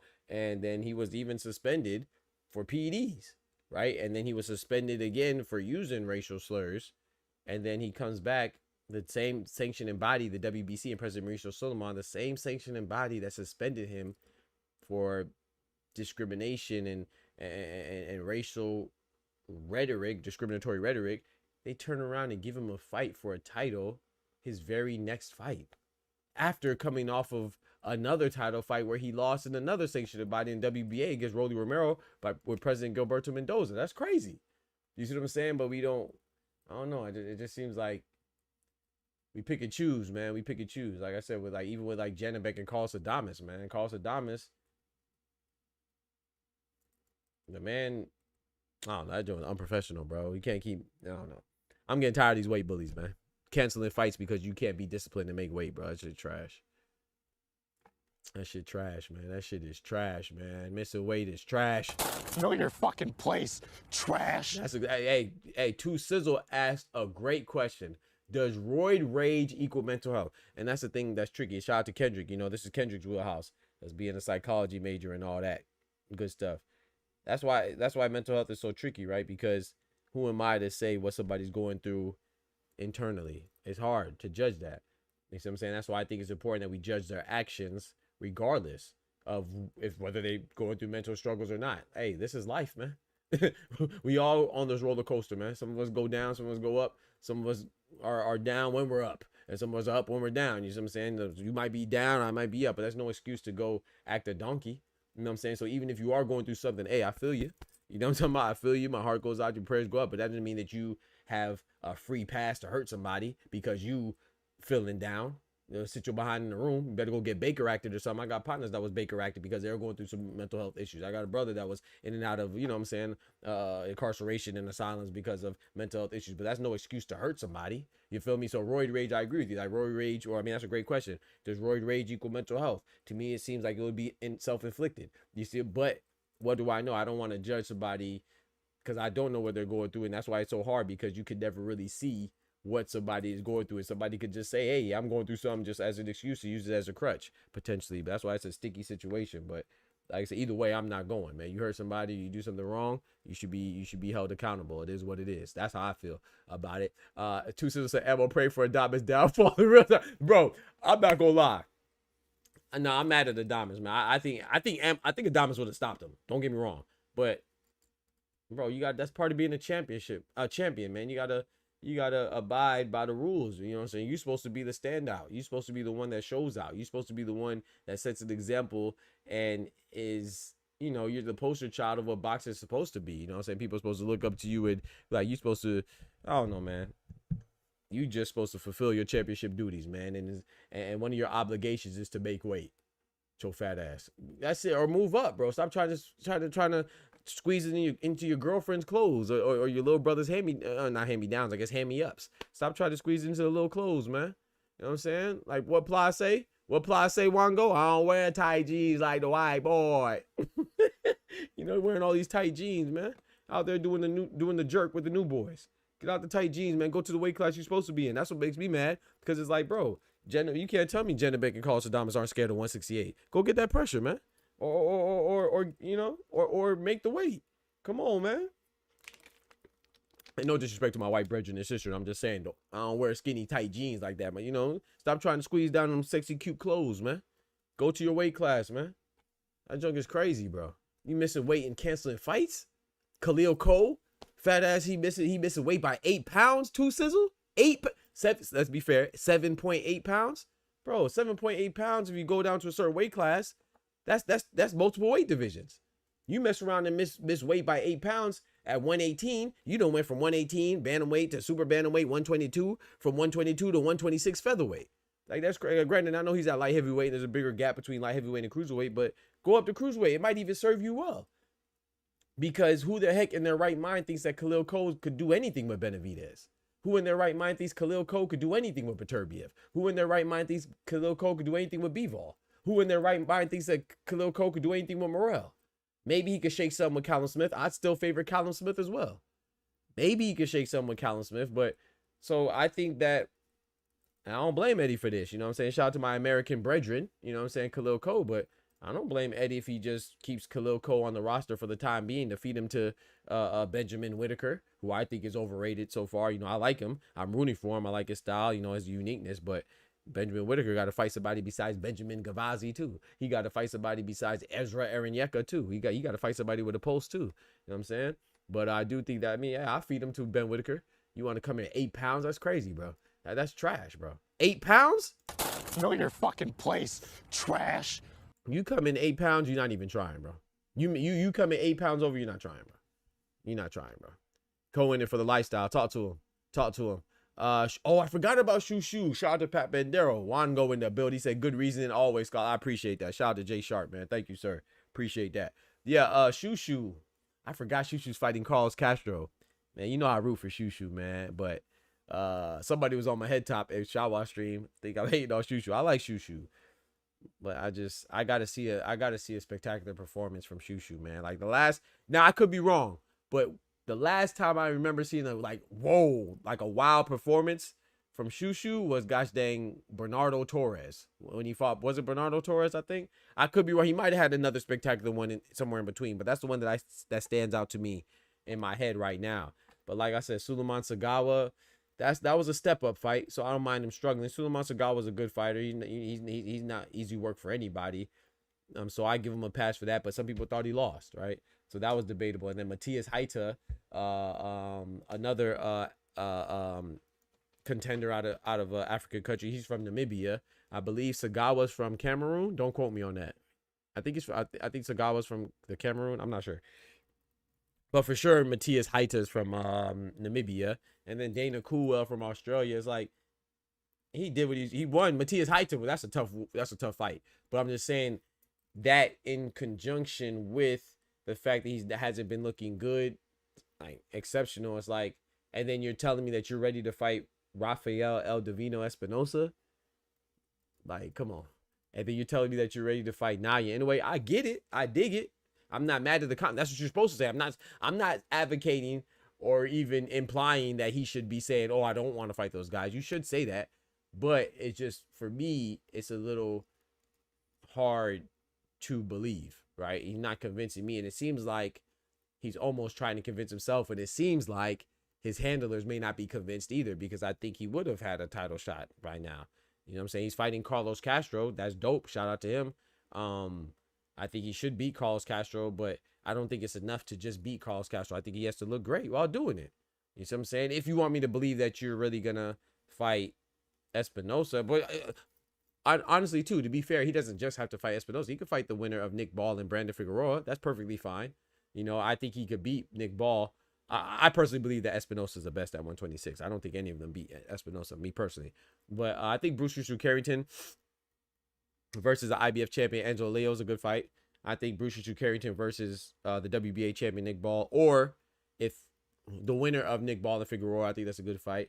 But I think that Bruce Shushu Carrington, which he seems pretty focused, you know what I'm saying? I think he has to focus on Carlos Castro, because Carlos Castro did put Stephen Fulton on his back pocket, so it ain't gonna be no easy work. Well, I mean, it could be easy work, but it may not be. Kendrick said no Whitaker. Pat says Connor and Ben, you mean? He said no Whitaker. Wait, I missed something. Kendrick says, so we think Ben is overrated or overhyped? Ben Whitaker, I would say overhyped. I think he's rated appropriately. I would say he's overhyped though. Like, people were jumping out their draws because he beat Benjamin Gavazzi. Bitch, who is Benjamin Gavazzi? I don't care what fashion he beat him in. You know what's so crazy? Like, Brian Norman Jr. knocked, what's my boy's name? Jin Sasaki to sleep. We knew about Jin Sasaki. I made a video about Jin Sasaki before Brian. So that's we so thorough. Shout out to the Boxing Talk family, man. Appreciate y'all rocking. We so thorough, and Kendrick could attest to this. Oscar could attest to this. I made a video like a year before Jin Sasaki pulled up on Brian Norman to challenge him. I was saying that Jin Sasaki should get a title shot because he was on like an 8-fight win streak. He only had one loss at another division at 140 to Andy Hiroka, right? And he beat the guys like the Australian Camille Bala, right? He doesn't have spectacular wins, but he had wins against decent opponents to where he should have earned a title shot through merit. And he finally got his opportunity against Brian Norman. And when Brian Norman knocked him out, they said, oh, Jin Sasaki's a nobody. Okay. But then you're telling me that I'm supposed to get excited because Ben Whitaker, a highly rated contender, former Olympian, knocked out Benjamin Gavazzi. But we don't care that Brian Norman knocked out Jin Sasaki. Like, come on, man. Come on, man. I ain't seen anybody get excited when Brian Norman knocked out Derek Cuevas. Like, what do we do? Like, that's the stuff that gets on my nerves. Like, I like Ben Whitaker, but he's definitely overhyped. Until I see him look spectacular against somebody. And I'm not saying he has to look great against a David Benavidez. I'm not saying like a Benavidez or Morrell. I personally think Benavidez beats them all. But, I think Bivol and Beterbiev beat Benavidez. But that's a tough fight, though. I wouldn't be surprised if Benavidez wins. But I'm not saying that Ben Whitaker has to look spectacular against the likes of them. But give me a Hot Rod Kaladzik. You feel me? Like, David Morrell had to fight Hot Rod for his debut, right? Benavidez fought the former champion Alexander Vazdik, who, you know, fought guys like Artur Beterbiev and Adonis Superman Stevenson, right? And he was on a low layoff, came back, had some victories against relatively unknown guys, but he was still a former champion. Like, Ben Whitaker doesn't have nothing like that on his resume. You know what I'm saying? So let me see him fight like he doesn't have to fight a Callum Smith, but let me see him fight like I don't know, give me a Craig Richardson. You know what I'm saying? You feel me? Like, give me somebody. I'm not getting excited over Benjamin Gavazzi, bro. Stop it. I'm sorry. I'm not going. I'm not going. So, like, yeah. So I like Ben Whitaker. I like his style. I think he should keep doing it. You know, if he could pull off a Nazim Ahmed style or like a Emmanuel Augustus style, that's dope. Shout out to him. But I'm not gonna get excited because he watches anime and he's he's another UK guy. I think he's overhyped for sure. Overrated. I don't really see him rated too high or ranked too high. So I wouldn't say he's overrated, but he's definitely overhyped, in my personal opinion. That was a good question, though, to make a distinction between the two.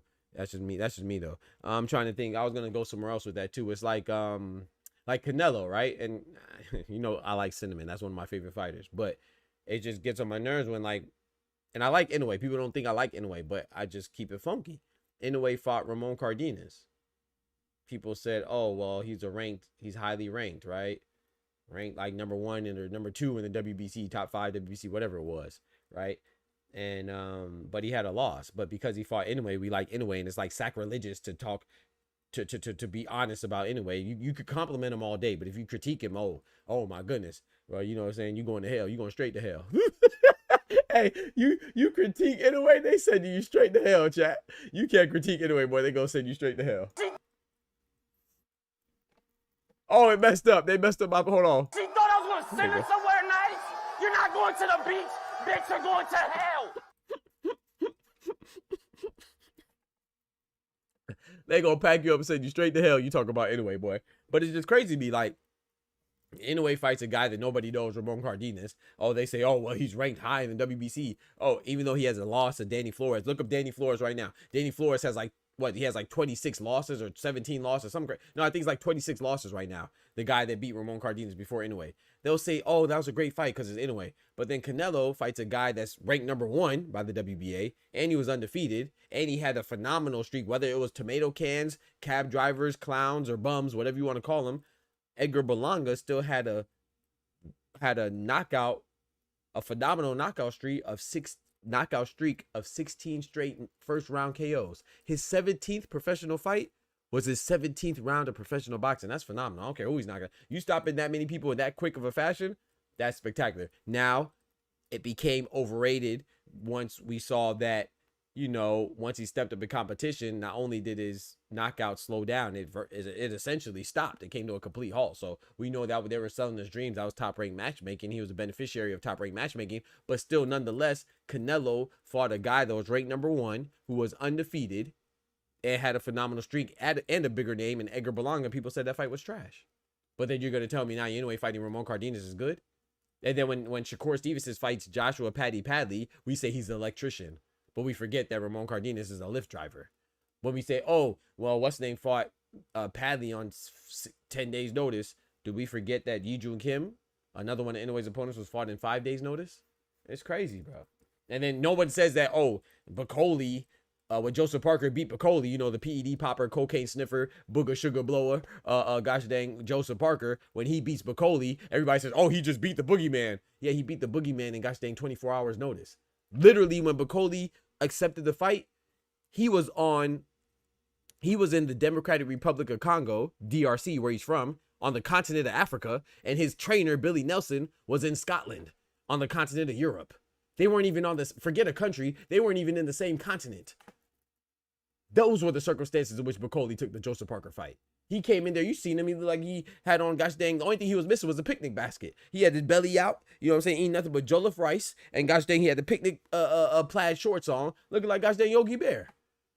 Going into the ring. He ain't had no business in the ring. I would have beat Bacoli that night. You feel me? So, like, but we celebrate that, oh, Joseph Parker beat the boogeyman, man. Stop it, man. That's another one that I picked right, too. I pat myself on the back. I told y'all, as soon as Joseph Parker fights a guy with a pulse, he's going to lose. Joseph Parker, he's deep. I'm not going to lie. I don't like I don't dislike him. I just don't necessarily like him. I like him even less now that he got caught on PEDs and he lost, right? But shout out to Fabio Worley. But when he fought Deontay Wilder, it's so funny. We say Deontay Wilder's trash. Oh, he's garbage. But every time somebody beats Deontay Wilder, they're great. I've never seen trash turn somebody into a diamond before. Since when, like, when Deontay Wilder's trash, right? But Deontay Wilder is the reason why Tyson Fury was considered not only the best heavyweight, but one of the best heavyweights of all time, because he beat Deontay Wilder. And then years later, when Deontay Wilder is, 38 years old, and he has like 48 fights, he fights Joseph Parker, loses, and all of a sudden, nobody talked about Joseph Parker before, because Joseph Parker got stopped by Joy Joyce. He lost to Anthony Joshua. He lost to Dillian White. No one talked about Joseph Parker, but as soon as he beats an older, washed-up Deontay Wilder, all of a sudden, he's an elite boxer. It's crazy how trash can transform you to elite. So somebody's lying. Either Deontay Wilder's not that trash, which he's not. You know, saying he was on a phenomenal win streak and an undefeated long reigning title holder with the WBC for a long time. He's not trash. Is he one-dimensional? Yeah. But that's not trash. You see what I'm saying? He beat guys like Arthur Spilska. He beat guys like Luis Ortiz twice, King Kong Ortiz. And he had great wars with Tyson Fury. I think Tyson Fury was the best until Usyk. You know, I think Tyson Fury earned that. But we got to stop trashing Deontay Wilder or fighters on one hand and then saying that they're good. But they're making somebody else good. But anyway, Joseph Parker was on a very fraudulent run. His run included a washed up Deontay Wilder. His other win After that was a 42-year-old Zayas Zhang, right? Zayas Big Bang Zhang, right? And he got dropped twice. That was a very controversial win. It was a majority decision. Could have went either way. I kind of edged it to Zayas Zhang, but I'm not mad. Joseph Parker outboxed him. Shout out to him, right? But he did get put on his back pockets twice. So that's who he beat. He beat Deontay Wilder, who's 38 years old with 48 fights. He beat Zayas Zhang, who was 42 years old, right? And then he got stopped in spectacular fashion by Ajit Kabayel right after that. And then, I'm lying. Zayas Zhang beat Deontay Wilder too, and then he got stopped by Ajit Kabayel. And then Joseph Parker's third win was Martin Bacoli on 24 hours notice. Those are his 3 wins. And people were talking about him like, oh, Usyk is ducking Joseph Parker. Bitch, please. Usyk ducking Joseph Parker. And then I told you, I said, hey, the first time Joseph Parker fights a live dog in the heavyweight division, he's going to lose. I didn't care if it was Moses Atama. I didn't care if it was Ajit Kabayel. I didn't care if it was Fabio Worley. I didn't care who it was. It just happened to be Fabio Worley. And what happened? I didn't care if it was Daniel Dubois. They tried to say, oh, Daniel Dubois ducked Joseph Parker. Usyk ducked Joseph Parker. Bitch, please. Joseph Parker was on cocaine, and he still got stopped. How you get stopped on coke? Hey, 2 Zizzle, bro. 2 Zizzle. He 55. He at least 55. Come on, man. He at least 55, man. How you get stopped on coke, Pat? I ain't never took coke, but I heard that booger sugar is supposed to make you strong. That 8-ball. Why you think Oscar be going off in the clapback Thursdays? Because he be on that coke. Can't nobody tell him nothing. You supposed to have. But for real, cocaine really does have enhancing qualities. That's why it's a performance enhancing drug. So people think it's just a recreational drug because a lot of rich people that they take the coke while people in the urban areas and the trailer parks do the crack. But it does have it doubles, right? It is a recreational drug, but it's also a performance enhancing drug as well. That's why it's in the PED ban list. You see what I'm saying? So he got stopped on coke, man. He got stopped on the whole 8-ball. Bitch, you trash. He got stopped on booger sugar, man. Stop playing, man. Shout out to Fabio Worley, man. He really should have got stopped. It was like the second round. He really should have got stopped 5-6 rounds before he actually got stopped. I'm tired of the PED drug abusers, man. Clean up the sport, man. One time for the sanctity, purity, and integrity of the sport, man. You know what I'm saying? I'm not the biggest Devin Haney fan, but Devin Haney treats the game right. I can't knock him for that. I always got to give him credit for that. One time for Bill. I like Bill Haney. But Devin Haney, I never really been a big fan of, but I always give credit where credit is due. Shout out to all the fighters making weight. Shout out to Xander Zayas. You know what I'm saying? Shout out to Shakur and Teofimo. You know what I'm saying?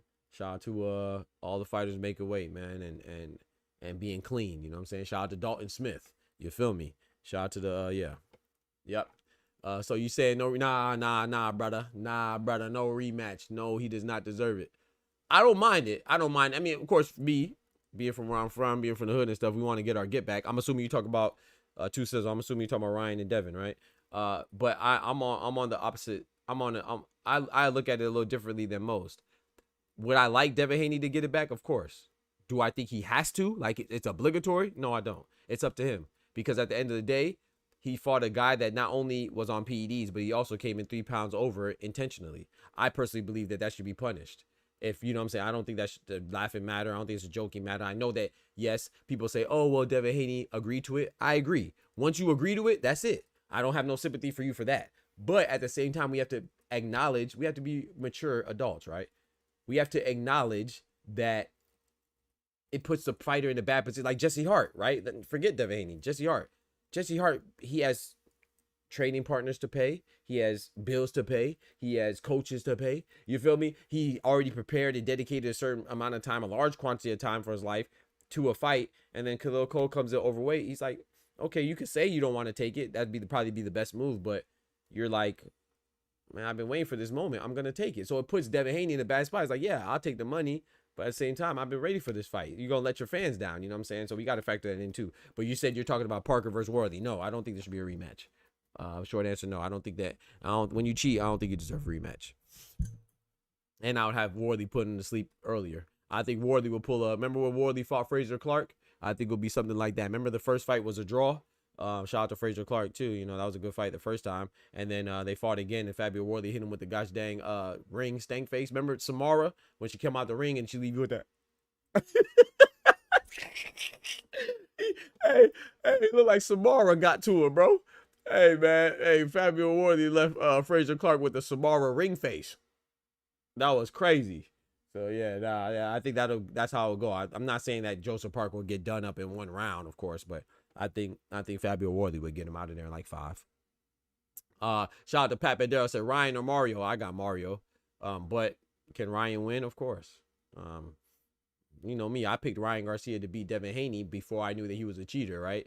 So that's why I kind of disliked it so much that he cheated, because I was right, but I was wrong, because I don't count wins. You cheated, it's over with. You know what I'm saying? So no contest doesn't count. But remember, I was telling people that, hey man, Ryan Garcia's I put my money on Ryan Garcia, and I was right, but Ryan Garcia he cheated, so he sullied the victory, man. That was one of the biggest upsets in boxing for a minute, man. That was a big old upset, in my personal opinion. But it doesn't matter. He cheated. I don't even understand why people even play with it. Like, oh, he didn't cheat, it didn't matter. Bitch, he was 60 times over. What are you talking about? Subra Matias was. He tested that ostarine, the same substance, at 0.085. The legal limit is 0.1. So he was 0.015 lower than the limit. That's why the fight was still commenced. Ryan Garcia was 60 times the amount of the legal amount. Even Amir Khan, when he tested positive for ostarine against Kell Brook, the amount that he had was, I think it was like 4 times, or I think it was like 3 times less than Ryan Garcia. So yeah, Ryan back on the needle, man. I'm going for Mario Barrios, man. But I don't know. I mean, Mario Barrios had a lackluster performance against a 46-year-old Pacquiao. You know what I'm saying? So am I confident that Mario Barrios is gonna win? I can't say I'm confident, but I do believe he's gonna win. I'm betting on not literally bet. I don't know if I'm a bet on it yet, but I'm going with Mario Barrios. But yeah, I mean, it's hard, right? Because Mario Barrios struggled with the 46-year-old Pacquiao. Damn. And then I'm sorry. 46. Damn. And then he had the draw before that with who was it? Abel Ramos, right? Jesus Ramos's Tio, his uncle. Damn. I'm sorry. So he had two draws, man. He had one draw against a legendary old Pacquiao, and then he had another draw against a Who the fuck is that guy? yeah. Who the fuck is that? No damn well who I am. Who the fuck is He had a draw against an older legend, and he had a draw against a who the fuck is that guy? You know, who the fuck is that guy? Nobody knows Abel. Now, granted, we know Abel Ramos, but the majority don't know Abel Ramos, right? So that's who the champion had a draw with. He had a good fight against, was it Fabian Maidana? That was a good fight, but I like Mario. You know me, I always like Mario Barrios is one of my favorite fighters not because you know me, I don't always care about winning. Of course, I want you to win, but I care about, like, I've never seen Mario Barrios win or lose in a boring fight. Even with Pacquiao was kind of, you know, it is what it is. But I feel like he just showed too much respect for the older Pacquiao, maybe a guy he idolized, right? And that's what Bob Santos, when I interviewed Bob Santos, I asked him that question. You know me, I asked him tough questions. He said he agreed with me. He said, yeah, he feels like he showed too much respect for Pacquiao and he revered him too much, you know, which could happen. You're fighting a guy that you look up to and stuff like that. But Mario Barrios against Tank was an exciting fight. Mario Barrios versus Ugas was an exciting fight. Mario Barrios versus Thurman was an exciting fight. Mario Barrios, even against Abel Ramos, he was winning. He was looking great the first 4 rounds, and I don't know what happened after that. But that was an exciting fight. So Mario Barrios is, I like watching him fight, man. So I'm rooting for Mario Barrios. But does Ryan Garcia have a chance? Of course, because Mario Barrios he's very hittable, and Ryan Garcia does have power and he does have speed. But I'm still rocking with Barrios. Barrios is so iffy. Talk to him too. Says he'll slip and fall. Settlement loaded. Hey, maybe. Barrios is like Jermaine Ortiz with a WBC belt. Ryan Garcia slipped and fell on the needle. He is innocent. Right. Exactly. Oster says, Doc, no, he cheated. He do not win. Come on now. Right. He cheated. He did not win. I agree, Oster. I agree. Clone says that's like saying a person 60 times over the legal amount of alcohol consumption is not drunk during a breathalyzer test. Come on now, we're gonna repeat that. Okay, everybody face forward in your pews. Pastor Clone is approaching the pulpit. He says that's like saying a person 60 times over the legal amount of alcohol consumption is not drunk during a breathalyzer test. Exactly. You try being 60 times over the legal limit of anything, 60 times over the speed limit, you going under the Bing. You 60 times over the alcohol consumption limit, you going through the jail. 60 times over anything, you try it and see what happens. They talk about it's inconsequential, but it's you crazy. Just because you can't conceptualize what a nanogram is. That's what a billionth of a gram is a nanogram. These are measurements for these things. You know what I'm saying? These substances at these levels are measured. Their potency is measured at nanograms per milliliter. Just because it sounds small to you and you're common behind doesn't mean that this will sound small to a toxicologist or a phlebotomist or, you know what I'm saying? So, I don't know, man. 60 times over the, why you think the limit is 0.1? You think they just made that up? You're 60 times over the limit. That is definitely consequential. It's definitely impactful. It's like, it's crazy. But anyway, but Barrios is messing up Ryan. You can look up at the match. Ryan don't have nothing for Barrios for real. Yeah, he's been bull driving too, like, you know. But I don't know. Like I said, we'll see. But I'm going with Barrios, son. I'm going with Barrios. Do we know if Ryan's power transferred to 147? We don't know yet.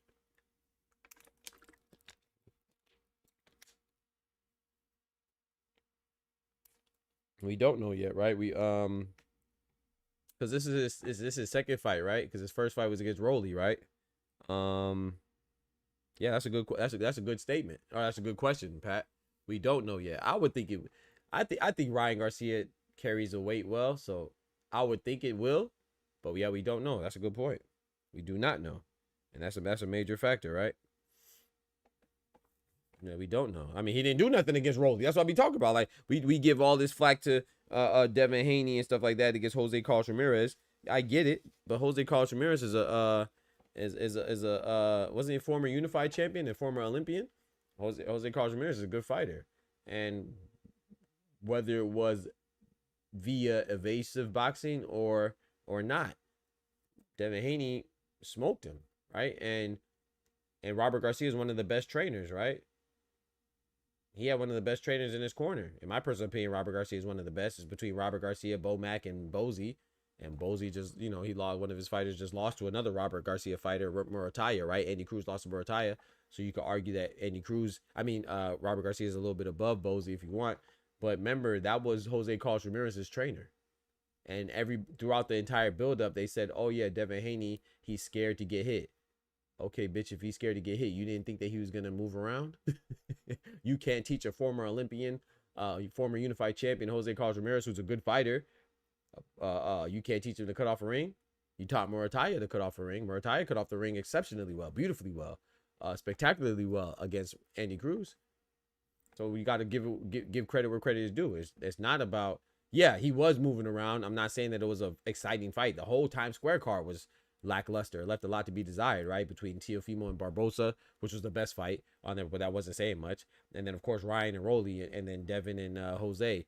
But Devin didn't have the worst performance. He might have had a boring performance because especially if you want to see him get knocked out. But Ryan by far had the worst performance. And it's so crazy that people say, oh, Devin Haney didn't throw that many punches.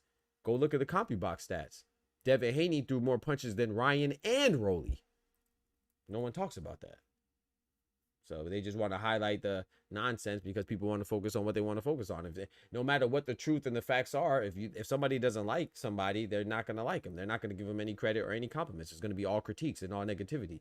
See what I'm saying? So that's not what we practice or condone over on this side. I'm not saying that Devin and Jose Carlos Ramirez was a fun fight. But what I'm saying is that we got to give him credit for effectively washing Jose Carlos Ramirez, just like I give Jose Rayo Valenzuela, the Lightning. That's one of the fights that I predicted wrong. I thought Pitbull was going to win. Pitbull is also one of my favorite fighters. Rayo executed a fantastic game plan. Who was in his corner again? Robert Garcia.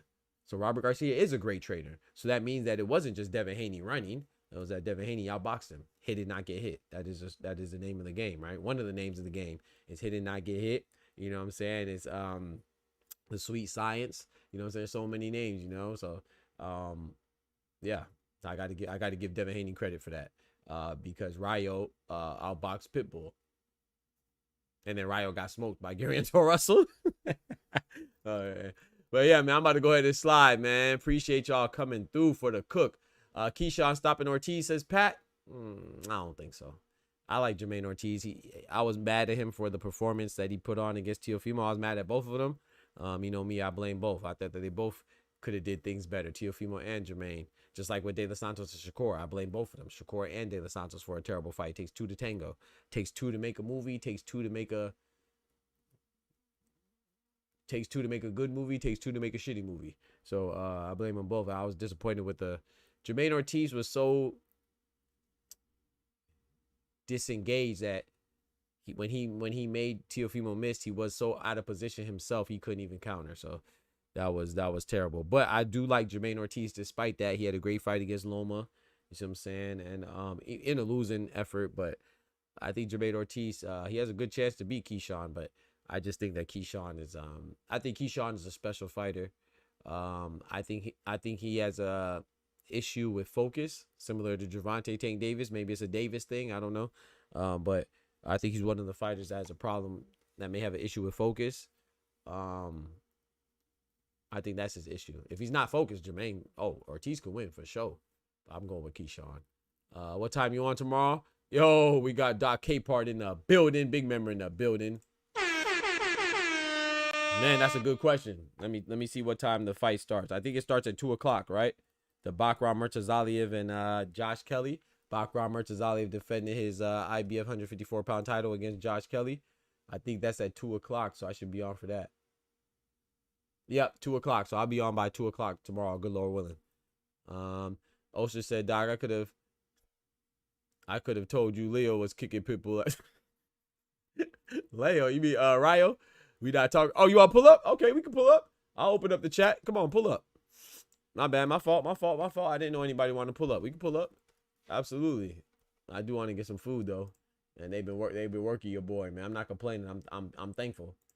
I've been working, boy.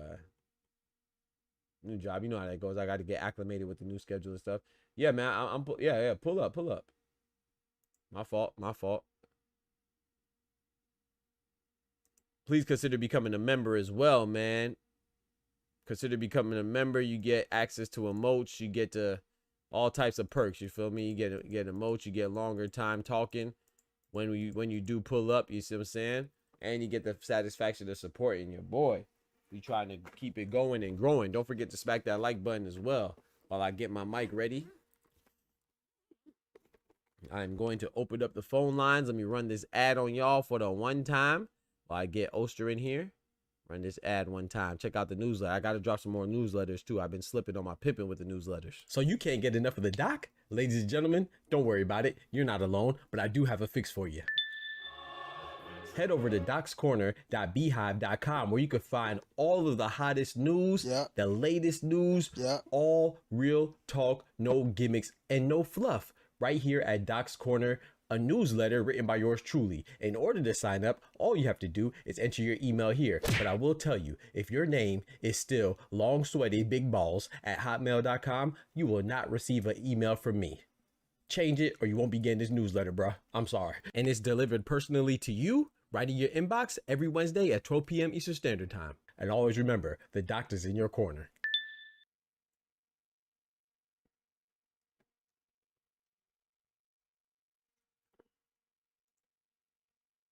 So you can't get enough of the doc? Ladies and gentlemen, don't worry. My bad, I didn't mean to run it again. That was an accident. My fault.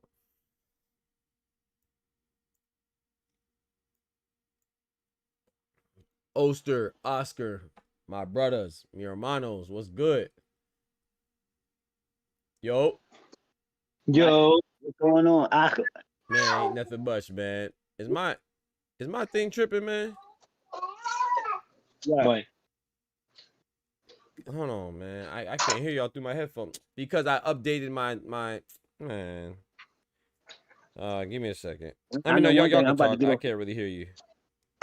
And my motherfucking StreamYard is bugging out. They charging me extra money. I'm like, I'm about to get off this to get on OBS. Y'all think I'm playing with y'all? Watch this. Watch me switch up on y'all. Y'all think I'm joking with y'all trying to take my little dollars? Doc? I got an $88 plan. They talking about $106. Man, where the rest of this money coming from, man? That's my thing. People like, yo, you be bugging. Nah, I pay attention to shipping and fees. If it costs shipping, I don't want it. I don't want it. Right. I need free shipping. You hear me? I need free shipping. I don't blame you, bro. I can hear y'all, but I can't hear you through my headphones. But I can actually hear you. I can actually hear you pretty good. I might keep it like this. But yeah, what's good with y'all boys, man? Everything good? You can hear Oscar? You can hear? Yeah, I'm here. Hey, yo, my thing, yo, Doc, I swear to God, man, my thing is, yo, this T.O. fight, I'm so studying this fight. You know, Keyshawn and Ortiz. Yep. That's up for grabs, my G. I mean, I feel like you, Doc. Even though I said that to you just now, pick one. Now I understand what you're saying. When it Keyshawn Ortiz, I feel what you're saying. It's like, Key my guy, and I know Key gonna come in on game. But Lord have mercy, this is. I gotta sit this one out and watch this one. You gotta sit this Now, one. How you gonna gotta tell sit this me one to out, pick, Doc. I gotta and play then you gonna sit? I know. Nah, bro, you trifling for that. Nah, you trifling for I know. that. I said that. I said that. I just told this to Doc, and he said this, and I'm like, damn, man. I'm looking at this one here, man. Yeah. And I ain't gonna hold you on Bruce. I'm going with Carlos. I ain't gonna hold you, my nigga. I listen. I mean, it sounds crazy coming from me, but I'm Wait, you telling said you man, going with who? I'm going with Carlos. For real. Oh yeah. Yeah, I ain't gonna hold you. For real. I'm listen. This is one time you hear me on the internet. I'm like, yo, listen. I don't know, man. You know what I mean? Bruh. I feel you. No, I feel you. I think Shushu's on fraud. And yeah, man, I'm telling you, this ain't good, man. Listen. And even still, like, yeah, Castro is not that big of a name in the division, dude. Like he was a couple years ago, but right now, ooh, Sagat was his highest opposition, and he lost that fight. They gift him the win, but it's like Khalil Cole. He won, but he actually lost, and everybody knows he lost. Remember, I said this, Doc. Remember, I said this about the Carlos one. Just remember this one. I'm telling you. I said, man, I don't know about this one, man. But when I get on Tio and Shakur, y'all really think Tio got a chance, Doc? He got a chance. I think he has a chance. Yeah. You don't think so? I mean, listen. I'm talking like in just like in real sense. Yeah, I got you. Yeah. If we put it on paper, right? If we put it on paper, the qualities. This is just me because I did it today. If we put it on paper, you can't beat him on paper.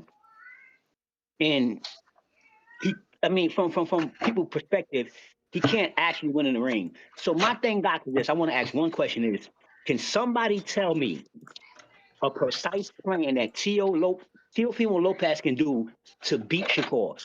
I mean, in words, no. If he do this, because Shakur is subject for this. If he remember when Madrimore fought Crawford, everybody thought that Crawford was suspect to the left, to the right, the right straight. Remember that? Oh yeah. With that, so I just want to hear this about Tio. What is Tio going to do to Shakur? Because we talking about a masterclass boxer inside the ring. We ain't talking about Twitter. Let's not mix it up. We're not talking about Twitter and what he do. We're talking about inside the ring. And this is where it get real. That's what I'm saying. I want somebody to tell me anything that Tio can do right now to convince me right now that I'll be like, damn, man, you right. If he do that to Shakur, he just will win. I mean, he just might make it a fight. Hey, Doc, I swear to God, I said this on Thing Channel. The only thing Tio could do... We was on Shower Channel, right? Oh, yeah. Only thing Tio could do is he need to come here as Tio. He don't need to change up. Not with somebody like Shakur. He should have did that shit with Abass and all those other people. You don't come in the ring with Shakur on some different type of shit. You would rather come in here on your regular shit. I'd rather lose on my regular game, Doc. I ain't gonna hold you. I'd rather lose on my regular game. Because anything I try... No. That's a great point. Like it's like to pinpoint other than just making it sound good because they both great boxers and they both in the ring, he could win. I would say that, and I could be wrong with this. I think I said this on Shower Stream too. I think that with Tio being I don't want to say naturally bigger guy, but we have to give him the credit of being the naturally bigger guy. So he's been at 140, right?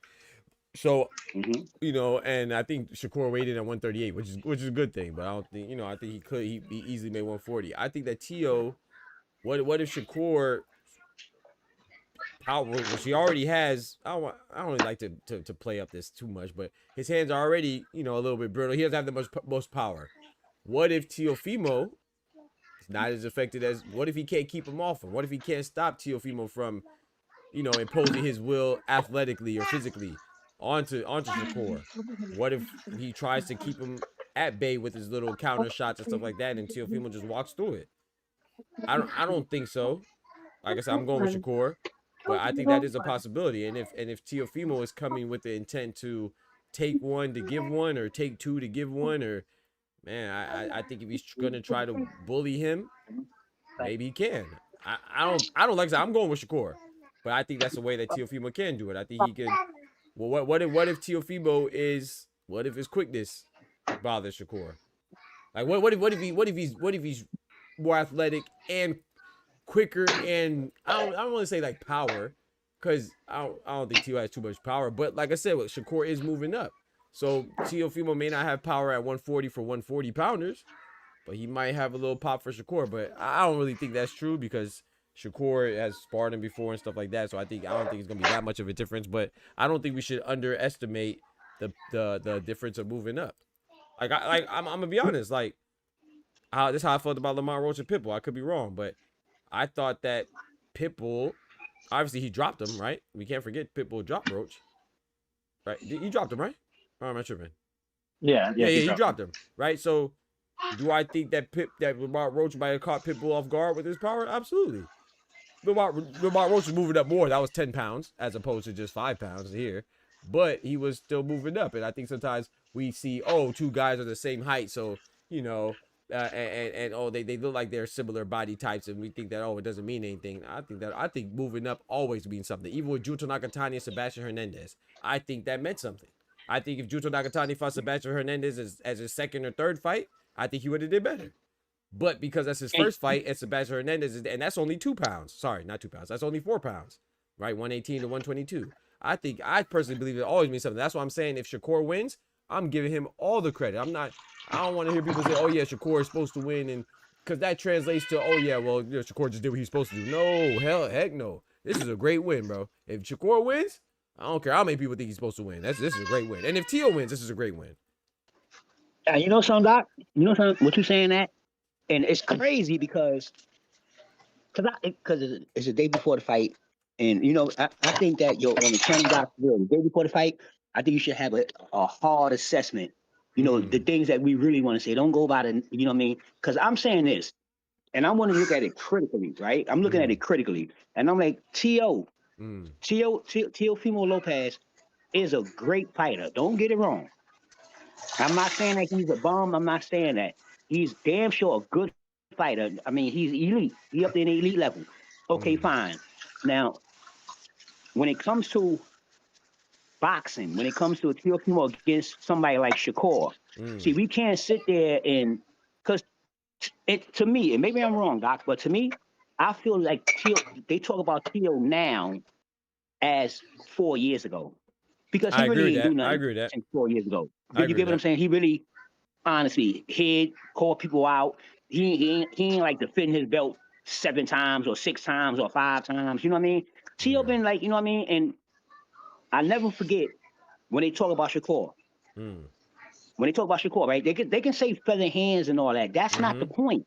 Facts. The point is the defense. The point is the masterclass defense. I agree. You get what I'm saying? So that's what I be saying. So I'll be like, okay, the masterclass defense. You can say he got feather fingers or whatever it is, but he dropped Pally his last 3 fights. Yeah. His last, you feel me, Doc? Yeah. Yo, listen. If my hands was powerful at one time and then they wasn't powerful now, like Shakur, precision, accuracy and precision. And yo, listen. He just got out the ring with somebody that shot 927 punches. Yeah. And landed 27. Yep. So we go back and forth with the pressure fighter. 27% he landed. Yeah. We go back with the pressure fighter and this and that and this and that. That's why I say all the time, I can give Shakur, I'm a trainer from out here. I'm not even a trainer. I can give Shakur a plan to beat Teo, but I can't give Teo a plan to beat Shakur. I like that. I like that. I think I have an answer for that one, and then I think I said it to you last week, Oster. It was like if it comes down to, and Doc, tell me if I'm lying. If it comes down to Raymond Morataya and Andy Cruz type fight, if it comes down to a pressure fighter fighting a smaller, not smaller physically, but like smaller in weight, right? A better boxer than he is. And just swing your to me, I think Andy Cruz won, just personally, but it was still a close fight, and Andy wasn't ready for it. Now I'd be surprised because just like Teo, Raymond Morataya wasn't showing that much, footwork and he was getting gassed out in the second half of the fights, and he clearly did in this fight. Like he clearly stuck with Andy, danced with him, and pressured the hell out of him for 12 rounds. Andy was just got outworked and now pressured, but that's not Tio. Or like William Cepeda. Like people give too much shit to Cepeda because they say he's a bum and all this and that. Which is crazy. But I don't think like me and you talked about it. I think it's weak that he called out Shakur, but then didn't want to fight him for the longest. But whenever he did fight him, like bro, that guy's a menace at 135. Ain't nobody fighting like him at 135. Come on now. Another thing with the weight class. Real quick, let me sneak in there real quick. Yo, shout out to Ryan in the building. What's good? Ryan from the 6. Y'all check him out, man. Dope brother right there, man. Shout out to my guy, Ryan from the 6. Y'all check him out, man. Dope content creator, dope person, man. Big salute to my brother. And one time for Canada too, you know what I'm saying? Christian and Billy, my boy from Canada, man. You know what I'm saying? Christian and Billy, WBC champ, you feel me? Shout out to my brother Dub in the building, big member in the building. And let me respond to Inspector. Inspector says, so let me just get this straight. Inspector, shout out to Inspector, by the way. He said Shakur's best opponent or win was Valdez. Yeah, you can say Oscar Valdez, Jamel Herring, Wayne Cepeda. I agree.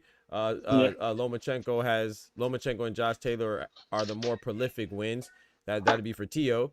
But Tio Shakur has the most consistent performances, right? So you could say that Shakur is still in the amateur. Shakur is an undefeated champion, man. We can't sleep on that. And then you said that Kambosos, you're giving Tio an excuse for having an off night. Let's say he did have an off night. Okay, well, Shakur hasn't had an off night. And if you say, oh, he had an off night against De Los Santos, he still won.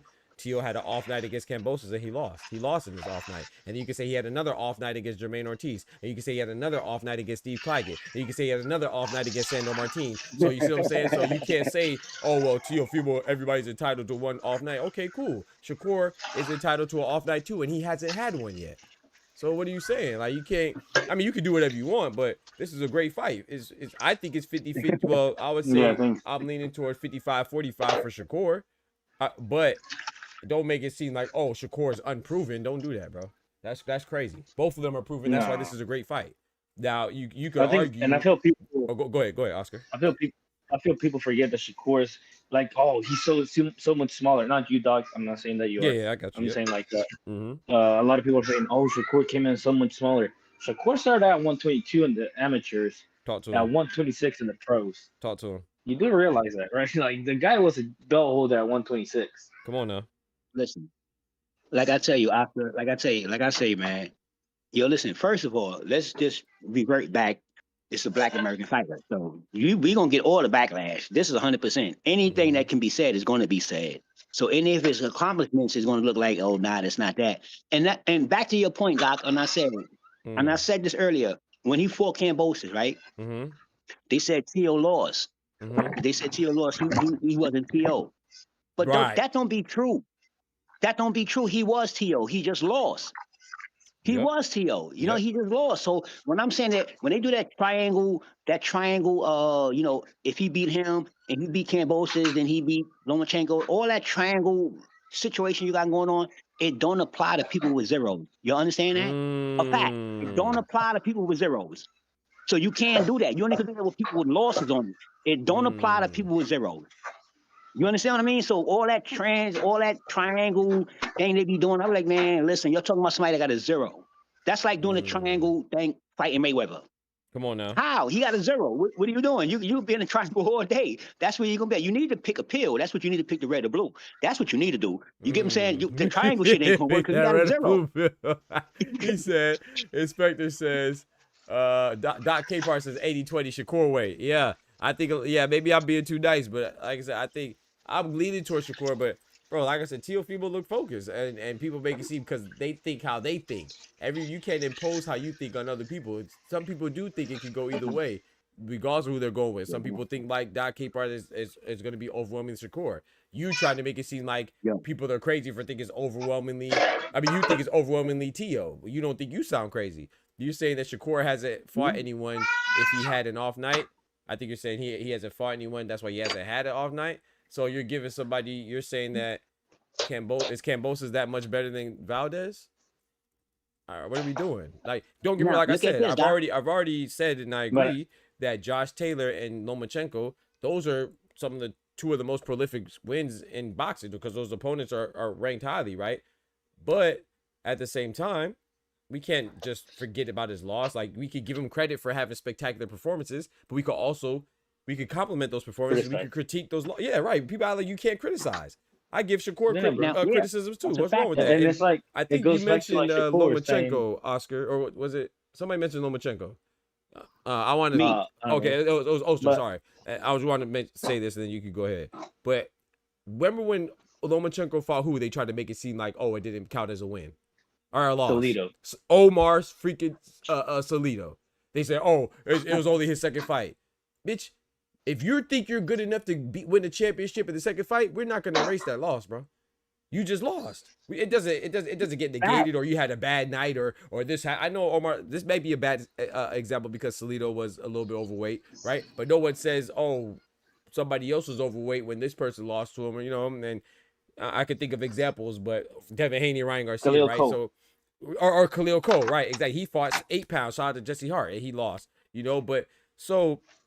No one gives Jesse Hart an excuse, right? So I think that, back to Oster's point, I think that on the flip side, I don't think it's going to happen, but I think that's the way that Teofimo can beat Shakur.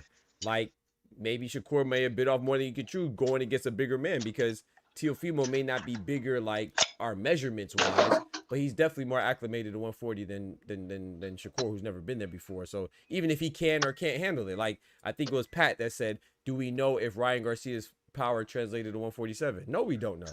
He had one fight there and he didn't look like he did anything. But can he fight Barrios and show his power? Maybe. You know what I'm saying? So we'll see. I think it's still undetermined. So I don't know how strong Shakur is going to be at 140. I don't know how well he's going to take a punch at 140. We seen Teofimo's power dwindled at 140. He's not knocking people out like he was before. So, but go ahead. I think it was Oscar or Oster. I'm not sure. Hello. You going, Oscar? You going?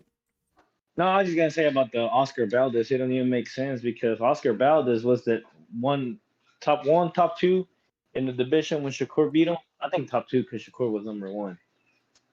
But and he had no losses, and Lomachenko had a loss to Omar Salido. So if you're telling me 0 is better than a loss to Oscar Salido, I think I'm sorry, but I'd be calling him goddamn stupid. Man, listen. Like I say, apologize, Oscar. Talk to him. Hey, Doc. Like I say, we can do the triangle. We can do that shit about Valdez and Tio and all that. Nobody cares about none of that. At the end of the day, Shakur beat the people you're talking about. So he shouldn't be inside. Valdez should be inside the triangle, not Shakur. Come on, man. Tio should be in the triangle. Tio lost. You can figure it out. Exactly. Kambosos lost to Kambosos beat Tio, and then Kambosos lost to Hitchens, and he lost to Lomachenko, and he lost to Haney, and he lost to he should have lost to Maxie Hughes. And like, come on, man, we gotta stop that, bro. You can have a bad night, but you gotta give people credit who don't have a bad night as well. But that being said, Tio's still, like Oster said, Tio's still a great fighter. That's why this fight is so interesting. Facts. Now it's interesting because it's late. This is like a Pacquiao and Mayweather fight. Yep. They supposed to fight at 130, 135, like for real, when it was really popping. This is late. You think that's this why is late I asked too? the question. I'm cool with this one. I think this is late. Okay. Doc, you know why I'm saying this is late? You know why? Why? Because they changed divisions. Okay. You understand what I'm saying? Yeah. They changed. Were they ever in the same division to fight them? Huh? Were they ever in the same division at the same time? Yeah, I think yeah. When it was at 135, no? 135. I think it was 135. I think for like a little bit though. I think Tio was like his last fight. If I'm not mistaken, by the time Shakur got to 135, I think it was Tio's. And this is the time. Remember, this is the time when. If I'm not mistaken, I'll have to go look it up and validate. I think so. Yeah, everybody ain't want to fight Shakur. Cause I remember. I just heard on Tio got Loma ain't get Shakur ain't get Loma. Yeah, no bullshit. I just heard this on I can't remember who, but anyway, Tio was T.O. and Shakur are supposed to have been fight coming out the amateurs because they was fighting in the amateurs. You get what I'm saying? And that's why I be saying, like, All it's them a boys, reason. shoot. All them boys. Yeah, it's a reason why these people Tank included. don't be fighting. You know, they talk about Shakur resume. Shakur resume is based on the people that want to fight him. It's not based on who Shakur want to fight. Y'all gotta And it's still a understand great that. Shakur, resume. yeah, he It's be still a great calling people resume. out. So. Right. I mean, you can scream about the resume. See, the resume to me, Doc and Oscar, the resume is two standards. Now we can see somebody that's actually fighting this person, like Dev resume, for facts, 100%. Dev call him out and Dev fight him right there, and this is real. Now when Shakur call him out, they don't want to fight Shakur, but they'll fight Dev though. But for some reason, they don't want to fight Shakur. No.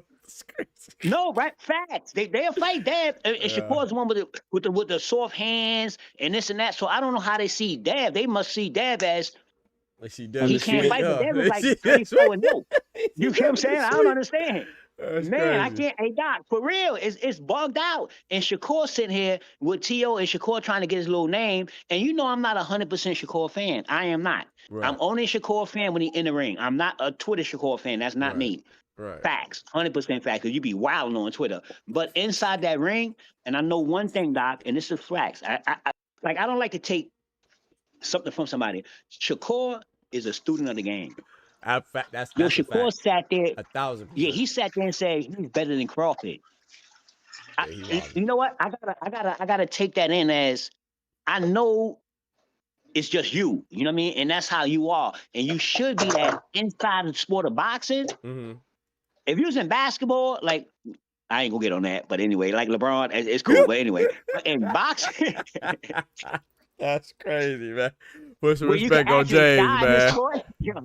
No, I'm just saying, Doc, where you can actually die in this sport. This is a sport that you could actually die in the ring. You know what I mean? But that's why I say with Shakur is that Shakur's a real student of the game. And if you remember, let's go back to some media. Shakur been wanting to fight Tito for years. He's like, man, I've been wanting to fight you since the amateurs. Like, real rap, though. I want to come out and fight you because, you know what I mean? This is the fight that I want. So when people look at Shakur and talk about he doing this, he doing that on the media, look at that media. Look, you got to look at it again. Look how Shakur look at it. He gave him the little bump, the little elbow bump. Stop playing. You peep that? You peep the Doc? He said when he turned, he bumped him. Tio ain't do nothing. But you said that fly shit, you know. And another thing, real quick, about the personal parts. Remember Tio was like, yo, such about the personal parts?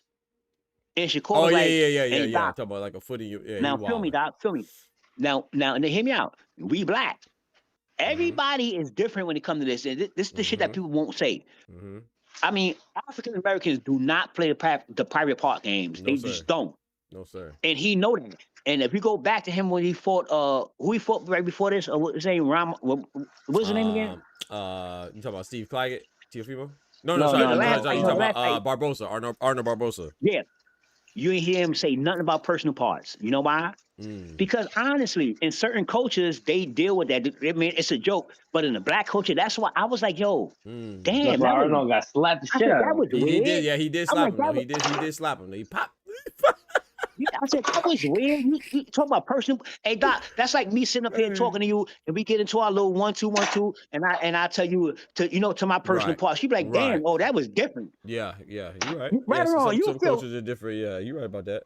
Yeah, you'll be like, yo, wow. You heard what Shakur? If you go back to the media, listen to what Shakur when he first said with his first response. Not the rest of it. The very first response. What are you talking they about? shocked him. Yeah. Yeah, he said, yo, what you talking about? He said, man, I'll smack you. Shakur got up. He said, man, I'll smack shit out you. He got up. He's like, man, I'll fuck this money up right now because you're going crazy right now. No. I just want people to peep that. I just want people to understand that. That's why I think that Tio doing that BS. Yeah, you know what I mean? But that's what impressed me, though. You know, and I'm not the biggest Tio fan as far as his personal antics, but that is what I kind of was impressed by. Not by him saying that stuff, but the way at the face-off he turned off a switch.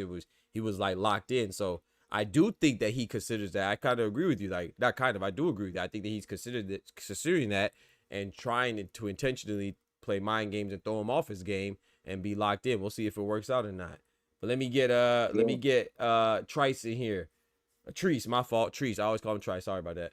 We got my boy Toledo Treese in here, man, for the first time, man. Shout out to Toledo Treese in the building. My G Yo, to your man. street for show. Come Yes, on, G. sir. Come on. What's good, man? Yow, what's Yeah. good? What's good? Chilling, We man. here. So I finally figured it out. Let's We got get it right, work. man. We locked in now. We good now. Man. Hey, Trees, Yeah, hey, man. Trees. You know, bro, you know how long I've been, bro. I ain't gonna bullshit with you, man. You know how long I've been trying to get on here, bro. I've been listening to Man. you, bro. I I'll be appreciate fucking with that. you, Trees, bro. back I one like question, what Trees, you real quick. inspired. I Talk to me. appreciate Talk that. to me. Real quick, I appreciate that, Where you Treese. from? Where you from, Trees? Toledo, Ohio, Ohio. man. You're a boy from Okay, Ohio, we need to man. know. We need to know where Doc reaching out to. That's all we just need to Yeah, know. I That's it. appreciate To it. I Oh Ohio. appreciate yeah, That's that, right. Oscar. Toledo, Ohio. Yeah, man. Appreciate it, Midwest Oscar. Mafia shit, man. Hey. Speaking of the Okey-dokey, Midwest okey-dokey. Mafia, I That's know what I'm y'all done talking seen about. that Yes, shit. sir. I know y'all done seen that shit going on coming out of here from Ohio with my man Tiger Johnson. I but seen we it, ain't. bro. I seen the little squabble, Yeah, man. yeah, man. That shit. You know, we some monsters. It took all them guys for my Facts. guy who they say, man, come on, man. But hey, Facts. we gonna leave that alone. We gonna leave that alone. Hey, man. Nah, speak on it, bro. I peeped the same thing you Nah, peeped, speak man. I was on it. like, Speak on it, Yeah, bro. he Speak done on swung it. on the bald head dude, and was it Haney's little bro, and some other dude. He took about 3-4 of them, man. They say he the one who they say he the one who set this shit off. This shit nasty out here. But like I say, Tiger Johnson, Ohio shit, we didn't go down like no hoes. That's we a went fact. down That's swinging. a fact. That's a fact.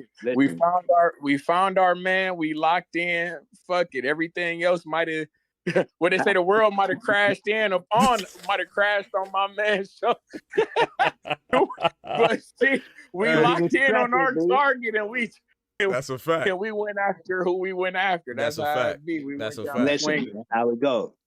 Can't be That's mad. a fact. Keyshawn did the same thing, you heard? So we can't be mad. It happened. Shit happened. Yep, but Tiger held it down. You know, I'm gonna be honest, man. I'm not the biggest fan of Tiger, but I rocked with him on that because you can't be walking around saying something slick, and especially I'm a boxer too. I'm definitely gonna throw them hands at you. And he got pulled back, and he went right back at him too. You know what I'm saying? So it wasn't like no rah stuff. He really wanted that action. So I respect him for sure on that one.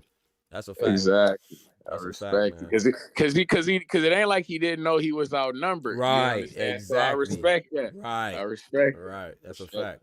Listen, love You is rocking. love, man. As long as you live the way you talk, if you talk that shit and you live that shit, somebody run up on you, and love is love. You hear me? Right. As long as they'll pull your skirt up, and they're gonna pull your skirt up, you go up there like T.O. and Crawford ran up on T.O. He pulled his Right, skirt up. He want to spar exactly. now. He want to spar Yep. now. No, he's talking that fly shit. What you talking about, Right. man? Right. I agree. So it's with all that, good man. though. I agree with anybody keep it 100. Mhm. Anybody that keep it 100. Mhm. Exactly. I like to see. I don't know. See, now let me ask you because you know this sport of boxing and shit. Like, you know, it's all appreciate it, bro. bullshit.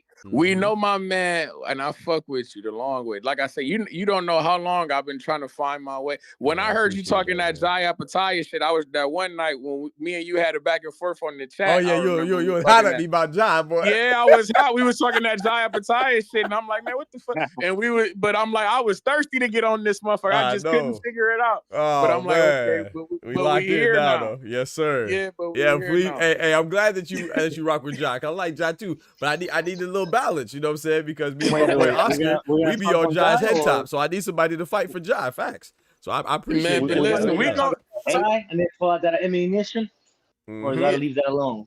What you mean? Whoa! What do you? Whoa! Now you done started some shit, kid. Ignition started up. What you doing? Yo, but listen first. Hey, yo, dog, I was the same way. I was trying to get on the channel. When I came, I'm running through internet. This when I got on Doc channel, I'm running through the internet, and I land on this channel, and I'm like, oh shit, okay, this is what I like. This is my type of shit here. And I remember, Doc, I was trying to get on, I couldn't get on. You talking about Discord? I'm like, yo, they was talking about me bad. They were talking about me real bad. Like, yo, oh, what up, man? You can't get on, man. I'm like, damn, man. Your shit and I finally got on this motherfucker. I just didn't know which room to go into. Oh, I had okay. downloaded the shit. I ain't know where. I'm like, where the fuck? I'm like, cause it's crazy. Cause I done had your shit on here for a minute, bro. No, I've been looking in the chats. I done seen the workout videos and all the shit that you do, bro. That, I'm like, what is it? The ab busters and shit like that. I've been watching. Yep. I done seen you, cuz I've been on my shit. I done seen you. I'm like, this motherfucker. I'm like, I don't know which room to go into to get a hold of this motherfucker. I'm trying to and all that shit, firewalls, all that. Like, why I can't get on this motherfucker? Yeah, but like I say, we here now, and now this is one. And of course, we get here with the Shakur and Teofimo shit. But hey, man, for the record, man, I'm picking Teofimo, cuz. I'm not mad. I have to. I like you. I like you. Yeah, yes. I'm glad you did. I'm like you. We can talk. Yes, sir. I have Yes, to sir. pick. I'm picking Teofimo. I'm Let me not know a why. really. I'm angry. I ain't gonna. Anybody who know me know that this ain't a fight that I'm really happy is happening. If that Why makes not? sense. This because if you take a Timo, why not? not because it ain't the fight that I've ever asked for. No. I'm Niggas, asking you. niggas be getting excited. See you. Hold on. I'm about to see. It ain't that. You see you doing that thing again. I'm telling you, Teal's my. I'm a Devin Haney guy. Devin Haney is really. I'm a Devin Haney guy. Really. I fuck with you. I feel you. I can work with that. Feet so sweet that these motherfuckers got to cheat to compete with my fighter. That's my guy. 100%. 100%. I like that. 100%. You feel say me? It again for the people in the cheat sheets. No, say it again for the people in the cheat sheets Feet one time. so sweet. They got to cheat to compete, man. Devin Haney, man. That's my guy. I'm fucking with him. He beating on niggas. He got the jab. I know niggas be talking that jab and grab shit and that slug and hug shit, but he be beating on people. I fuck with him. And like I'm the only one on the planet who didn't want him to fight Devin Haney. I mean, who didn't want Devin Haney to fight Ryan Garcia when that fight took place. I don't know if you guys fuck with the boxing voice. Shout out to them over there. Shout out. I don't know if we can do. Shout out. Do your thing. Do your thing already. Yeah, we fuck with them. Shout out to the boxing voice, the hangout spot, Claymore Rand and all these guys. The guys who do this boxing shit. We really fuck with them.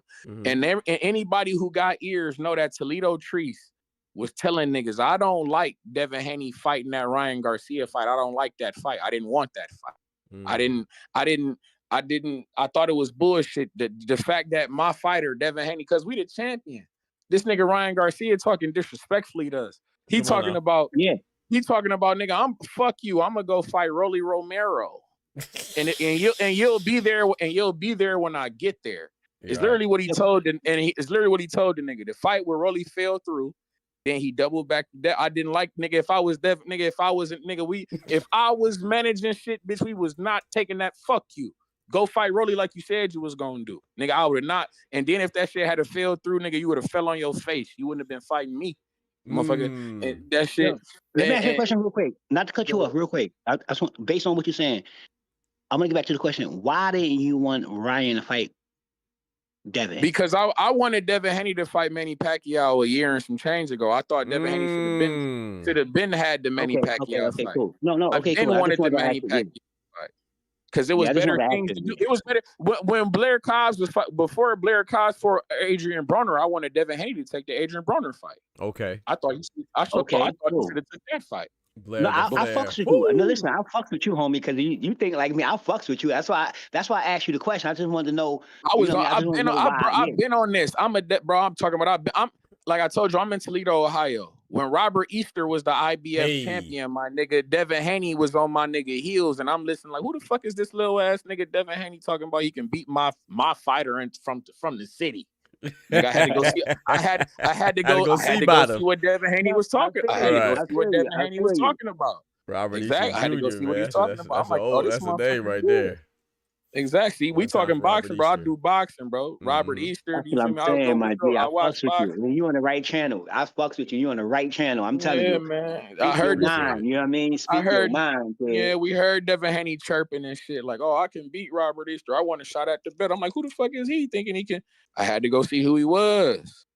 I'm like, oh, this motherfucker actually pretty good. This little nigga good. Yeah. I'm like, oh, he rocking with Floyd. He rocking with them. I'm like, oh, he all right. And the funny thing about it is that I wasn't a Devin Haney fan, dog. I ain't even gonna hold you. That's a fact. I mean, 100% fact. I'm gonna tell you. Into the past, what? Let me say, past year or two. You know what I mean? And I ain't gonna hold you. The internet helped me because I wasn't a Devin Haney fan. You know what I mean? Since since Lomachenko, I'm like, yo, then this motherfucker be holding them all day. You know what I mean? So that was my take on Devin Haney because I like boxing. You know what I mean? But I had to really see how this boy. You know what I mean? Yeah. I had to see how this boy really, and I'm like, oh shit, he got a different kind of talent. And that's why if you want to shut me up, if you want to shut the Oster up, put Devin Haney and Shakur in the ring. I won't say a word. You think? Facts. I won't say. Talk to me. Huh? Yeah. I was about to say with this fight with the Teofimo, I know you just said Devin Haney and Shakur, but with these fights, that's the fight, and that's my point. And that's my point with these fights. This Teofimo and Shakur fight, when I'm saying this is nothing I ever asked for, that's what I mean. It's more like when I was telling a motherfucker the other day. Oh, they done had the 4 kings or the five rings or the 6, whatever the fuck it is, the 5 guys or the 6 rings, whoever the fuck it is. The point being, when we match up all these guys, when it was like, oh, I would like to see Devin Haney fight Tank. Oh, I would like to see Devin Haney fight Shakur. Or I would like to see Shakur fight Devin Haney. Or I would like to see Shakur fight Ryan Garcia. Nobody even ever said that on some real shit. They would say, right. I would like to see Tank. I would like to see Tank fight Ryan Garcia. I would like to see Devin Haney fight Ryan Garcia. Those happen. Mm-hmm. Or I would like to see Teofimo fight Devin. Or I would like to see Teofimo fight Devin Haney. Or I would like to see Teofimo fight Tank. I could definitely tell you why. Shakur never, like, nobody was ever like, oh, I want to see Shakur fight Teofimo. No, everybody want to see Shakur fight Tank. Or everybody want to see Shakur fight Devin Haney. Or everybody wanted, you see what I'm saying? Like I told you, like nobody wanted to see Shakur fight Ryan Garcia or fight. Nobody wanted. This ain't nothing that nobody is like this, and that's what I'm saying. Like this shit. True story though. I feel you 100%, my G. 100%. This shit funny. This shit funny business. Money grab shit. I don't like that. I just say Doc. Hey Doc. Remember, I said, yo, I don't understand why Theo took this fight. Remember I said, I'm like, I don't understand this. I'm like, this is crazy. I ain't gonna hold you. I do like it. No, I do like it. Speaking, I know you got something to say, Doc. Speaking about, I know you. Oh no! I think Oscar was gonna say something. I'm listening, man. I'm listening right now. Yeah, I was gonna say something. Talk to me. Talking about fights that we want, that Xander Zayas and Abass. Those are the type of fights we want. That fight should be in the ring. That's the fight I'm. Meanwhile, you got Shushu Carrington and Carlos who? Castro. Who the? Nah, don't say who. Don't say who. Don't say who. He put Fulton on his pockets. Put Fulton on his back pockets last fight. Don't say who. Don't say who. Man, I tell you what, Shushu front watch. But my thing really is with the Shakur shit on some real shit. I feel like he's scurrying. Like niggas acting like it's okay for him to scurry, bro. Like, cause listen to me close. Please don't cut me off. No, but listen to me close. I've been saying this shit on any channel I can get time and opportunity. Please just listen to me tight. Shakur's ducking and dodging. He's scurrying, cuz he's scurrying he's scrambling to 140, and I'm not appreciative of the shit. I've been asking for Shakur to fight Raymond Mordetaya a year ago. When Raymond Mordetaya beat Tevin Farmer, way before it took 2 times for William Cepeda to do it, for the record. Yep. I asked, I'm like, damn, how come Shakur don't fight Cuz in like Houston or something? And then when my nigga got elevated from the belt when Loma gave up the belt, I'm like, damn, Shakur should fight Raymond Mordetaya in Houston, Texas. Cuz say he live in Houston. Yep. Mordetaya Mexican, they in Texas. That bring the Mexican. That's the big fight to me, in my opinion. And it's like you're fighting an undefeated champion. Yep. You're going for unified against an undefeated champion. I'm fucking with that. I think that's good for you. And then motherfucker, but no, and then I'm like, and then to me, because it's like you going up to 140, considering that your fights at 135 were Shoshino, Artem, however you say it. Your hard to union. Joshua Padley. Yep. William Cepeda. Yep. These type of guys. These guys, all of those guys never won no belt there. These guys never been no champion at 130. You've never fought nobody at 135. You didn't fight nobody. You got the belt, cool. You got the belt. Now you scrambling up to me because nobody's just factoring in the fact, because I'm looking at it from this angle. At 140, damn near every champion at 140 got a loss. If I'm not, maybe every single champion at 140 got a loss, except Dalton Smith, who just won the belt, is undefeated. If I'm not mistaken, Hitchens undefeated too. IBF. And Hitchens is undefeated, but most of them guys. But nobody thinks that Hitchens will beat Teofimo. Nobody thinks that Nobody thinks that Hitchens is the best guy at 140. You Yeah, feel I me? agree with You that. the fuck, Hold on, every single champion at 135 is undefeated, and then I they want you to even keep cooking. and then they Hold on 1 even second. and then they even about to motherfucking relinquish that WBA belt, so you can even go down there and get that against the Floyd Schofield, Floyd who Schofield. you Listen, you who hear you me? was Yo, who you was Yo, supposed can to I cut you fight. off real quick? Real quick. I want you to Talk keep to me. cooking because you cooking. No, for real. I'm not trying to cut you off. I Keep your got a thought. little pushback, but go ahead with the Shakur. But go ahead. No, Go ahead, I'm just Oster. saying. I want to talk about the Hitchens thing. Mm. And Doc, I want to say about the Hitchens thing and what you said about Hitchens. Like you always mad because people calling you because you got a belt. You know what I mean? And so I understand what he's saying now. So I'm Right. trying to put everything together, and I'm like, you know something, you cooking. So continue, my G. No, for real. I just wanted to put that in there. Mm-hmm. Yeah, man, I'm So just saying, but like every champion at 135 is undefeated. You going up, and then like I say, that fine. We've been talking. How long have we been talking about guys making Tank give up that fucking belt? Yes. God, do not Yes. please. Let's not get on him. Finally got to come up off the belt. Let's not get on that guy, please. I mean, I'm just saying. Let's not get on that guy. That guy finally has to come off that belt. Now all of a sudden, you got to go up to 140 now.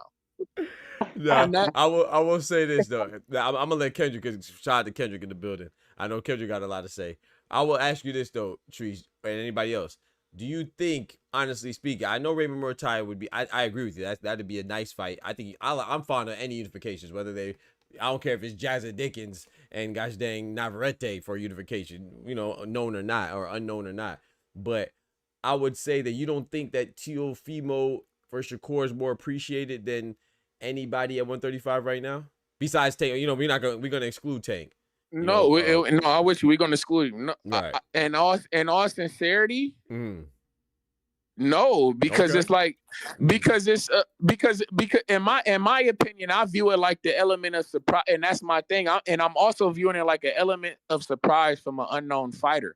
We literally got niggas is picking Shakur as the favorite in this fight against Teofimo, who's got a better resume, who's the champion. So to me, it's like if you're expected to do whatever you're gonna do against guys who already got a loss on their record against Kambosos, who nobody thinks highly of anyway. You see what I'm saying? Right. Why can't you just fight the undefeated guy that nobody knows and put him on? Shakur ain't turned nobody up. Like, remember, like, you know how niggas be talking about. I agree with that. Like Tank, everybody, Pitbull became a champ. I think Frank Martin's gonna become a champ. Bingo, he turned. Yeah, Roland Romero became a champ. I say that all the time. Hold on. Only person that Tank then turned up and that we might give him is Conceição. I'll give him credit for Conceição because he beat quote unquote. Shakur. I thought he beat and I actually thought he won those fights. I thought he actually. You wallin'. You thought he beat Foster? The first one? I thought Conceição won both fights on some real shit. I thought he won both. What you sipping on, bro? I know you got the cup. I'm not bullshitting. I thought Conceição. No, we sipping. But hear me out. Please hear me out. Now, and then we gotta let Kendrick get in there, man. Kendrick been waiting patiently, man. Hey, Oscar, okay, go ahead. No, go ahead, Oster.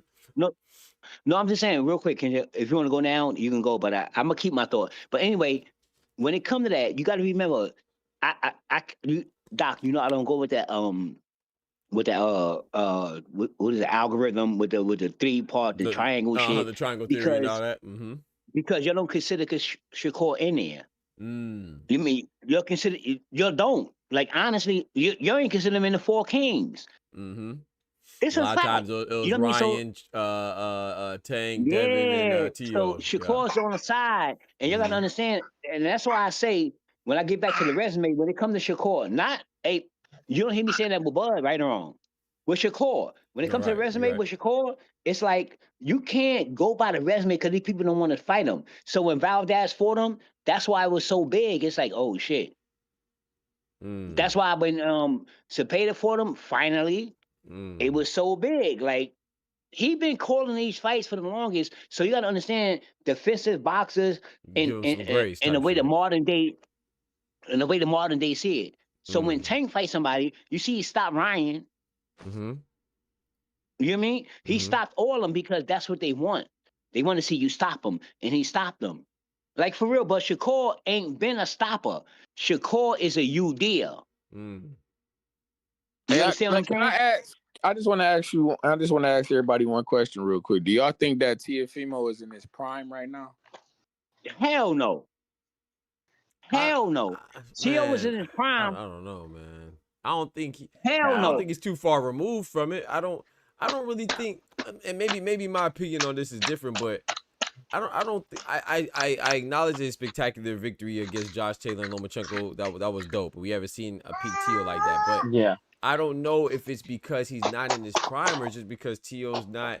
He doesn't really have a game plan, and it's just like I feel like he just goes in there freestyle. So he's gonna look real good or he's gonna look real soggy. Like, yeah, exactly. He's gonna look, you know what I'm saying? Real mediocre. Even like on the Hitchens and Tio argument that you were making, it was like, yeah, I don't think Hitchens is the best at 140, but I don't necessarily think Tio is the best at 140. I think he lost to Xander Martin, and like it or hate it, I think he lost to Jermaine Ortiz. Right, and those are tough fights. Like Xander Martin, I think he's a tough fight for anybody, so I don't really knock him too much for it.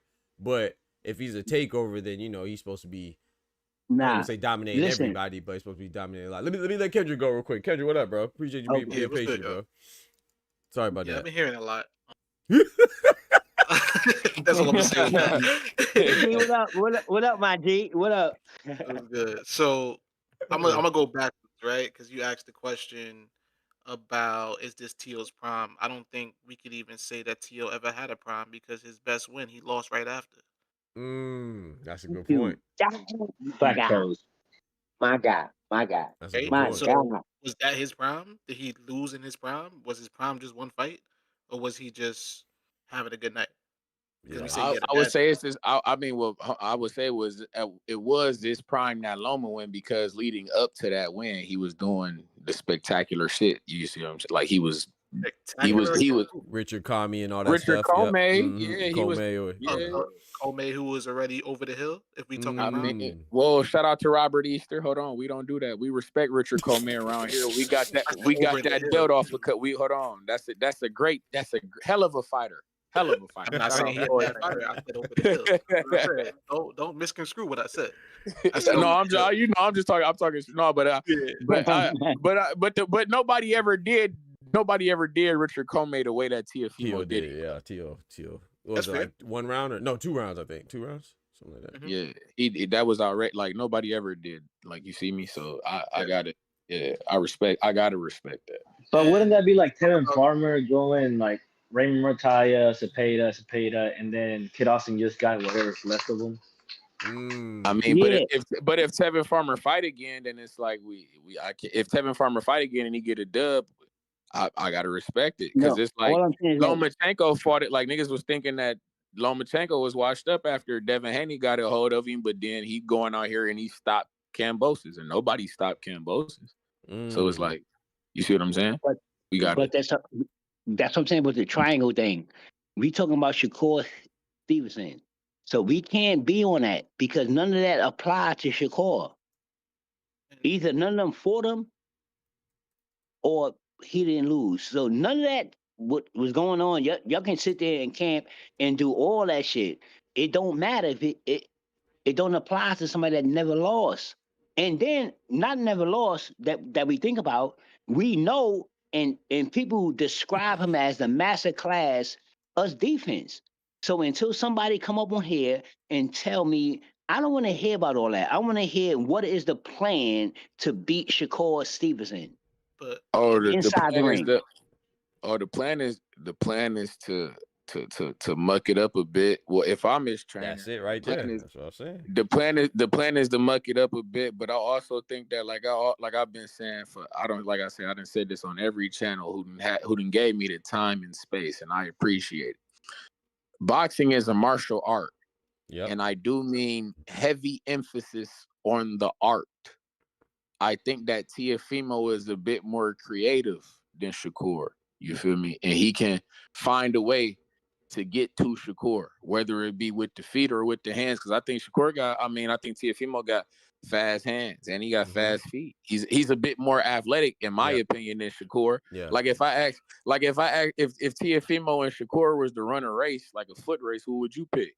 I would pick Teofimo. Yeah, I think Teofimo more athletic. Me too. Me too. So no, me too. I'm gonna tell you who would you pick inside the ring though? I would pick I told you I'm picking Teofimo. So I'm picking. Okay, cool. Not a problem. Not a problem. And I respect that. I respect that 100%. So let me go back to what I was Oh yeah, my bad, Kendrick. Yeah, go ahead, do your thing, man. Sorry about that. So you saying that Teo has a prime, but then he lost to Kambosos after one fight. So he had a 2-fight prime, is what we saying? Because everything else up until that point was a build-up. I'm gonna call it. And hear me out. Go ahead. So then he lost to Kambosos, came back, right? Got a win, right? Then he beat Taylor, right? But argument is Taylor had already lost in my book. Who that? Taylor wasn't prime Taylor. Talk to him. So Taylor was on the fall off already, and still has barely even recovered. But then he goes and he has these fights with Martin and Ortiz, and still looks shaky. Then he fights Steve Claggett, and what has he done that special? And when we talk about is he over his prime, I can't tell you if this is his prime or not, but I can't tell you when his prime was. Period. I like that Jack Catterall point though. Yeah, that's a fact though. That's a fact though. I like that. Is it in my head? Oh, go ahead. I was gonna say, and then when you was talking about Shakur not fighting anybody at 135, right? And he's, I guess, trying to make his way up to 140. First of all, staggering up to 140 and fighting the ring champ, that's not no staggering. That's going for the top. He cutting the head off whatever it is. You feel me? Off the chicken. So when we talking about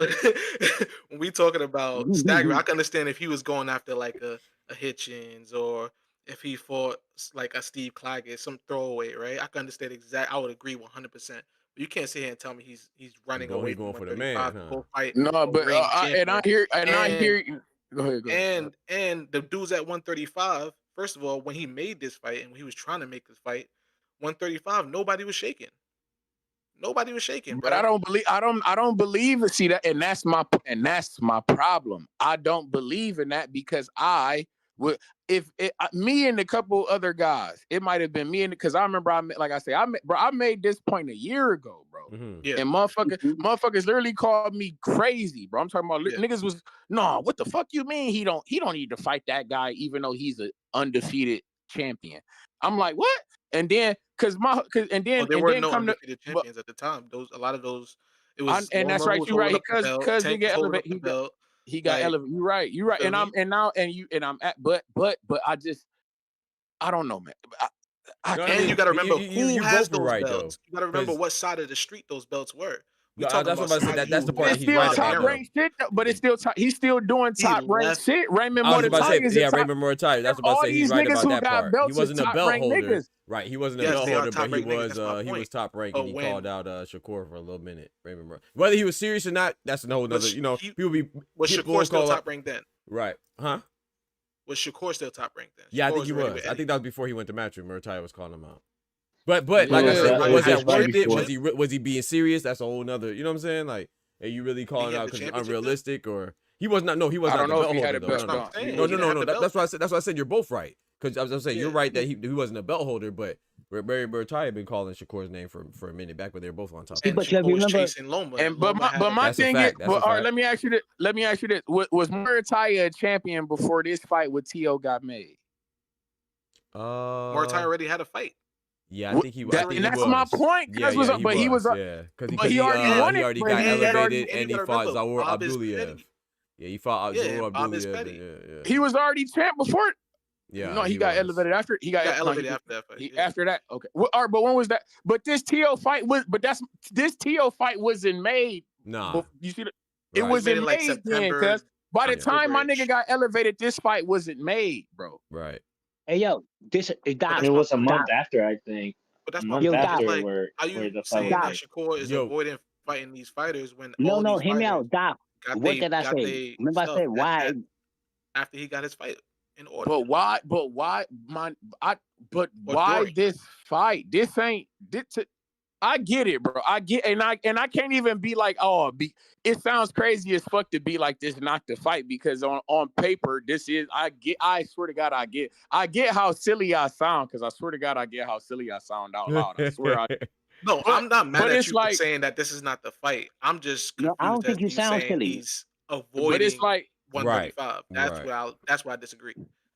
But who is avoiding 135? Who? But all right, let me ask you something. And then we're gonna let Ulster get in there after this. Go ahead.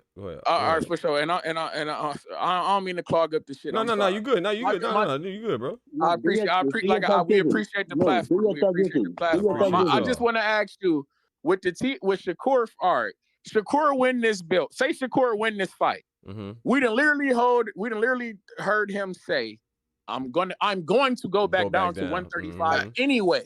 Facts. So what is the point? What's the point? Cuz what's the point of you doing this shit? If you were just gonna go down to 135 and undispute any fucking way, when you could just do that shit, why not just do that shit? Because in the meantime, why not get a ring belt and get 4 division? While these dudes just fought in what, November and in October? I mean in December. Yeah. Yeah, Abdullah and why not? Raymond. Now saying this, if you look at it in a different lens, because I don't know what lens that you're looking at it at, but I agree with you saying though 100%. If you're looking at it in a certain lens, but if you're looking at it in Shakur Stevenson lens, what he see with 4C, he like, you know what? This is what I'm saying. I'm 135. You know what? I can't get no love. I'm not getting no love. You gotta understand this. I'm not getting the fighters that I need to get. Right. I gotta do some other shit to even get in the conversation that we got going on right now. I gotta go to 140 and fight Teofimo. Even though he ain't do shit in the past 4 years, though, you gotta remember that. Yeah. Even though he got that little ring belt and he been ducking, he been calling all Black American fighters and ain't fighting one.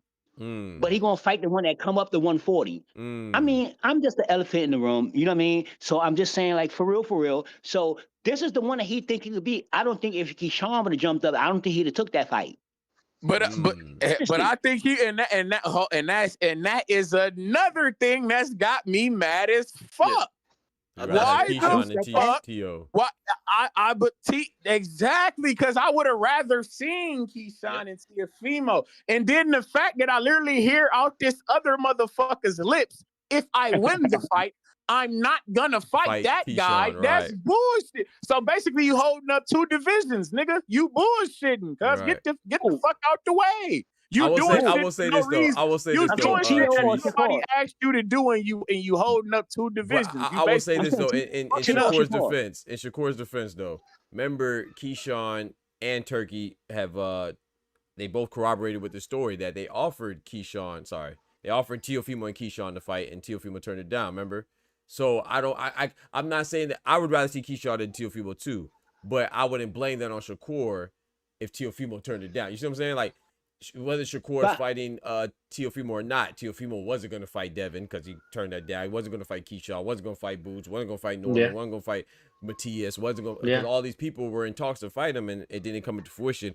But I also want to say this too, Trees. I want to say that I hear what you're saying, but the part that I'll push back on is, you know how we say, not you or anybody here, but like the guy that was in the chat, I can't remember his name, my bad. Let me see his name real quick. Goofy. Inspector, yeah. He was like, oh, Shakur ain't fight anybody. Let's be honest, right? If Valdez is nobody, if Jamel Herring isn't nobody, if Zepeda is nobody, bro, if he would have fought Murataya, especially if he would have fought him before he had a belt, or Abdullah Mason, they're going to say that they're nobody.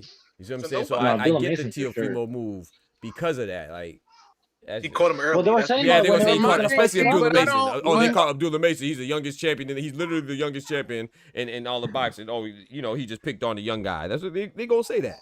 You know. But you see what my issue was with that, Dr. Boxing? What's that? But you see what you did? The fact that you threw Zepeda in there. You threw Zepeda. If you saying that Zepeda was a quote unquote great win, why the fuck ain't Murataya? No, I'm with you. I think he would be. Well, hold on. He beat Tevin Farmer before William Zepeda did, and everybody that's all William Zepeda is living off of is that motherfucking win. Yep. No, but I'm not. I wasn't saying that. I would say that. I think he crushed Maxie Hughes too, didn't he? I think Murataya is a good win. Yeah. Zepeda beat Max Hughes too. He beat Giovanni Cabrera too.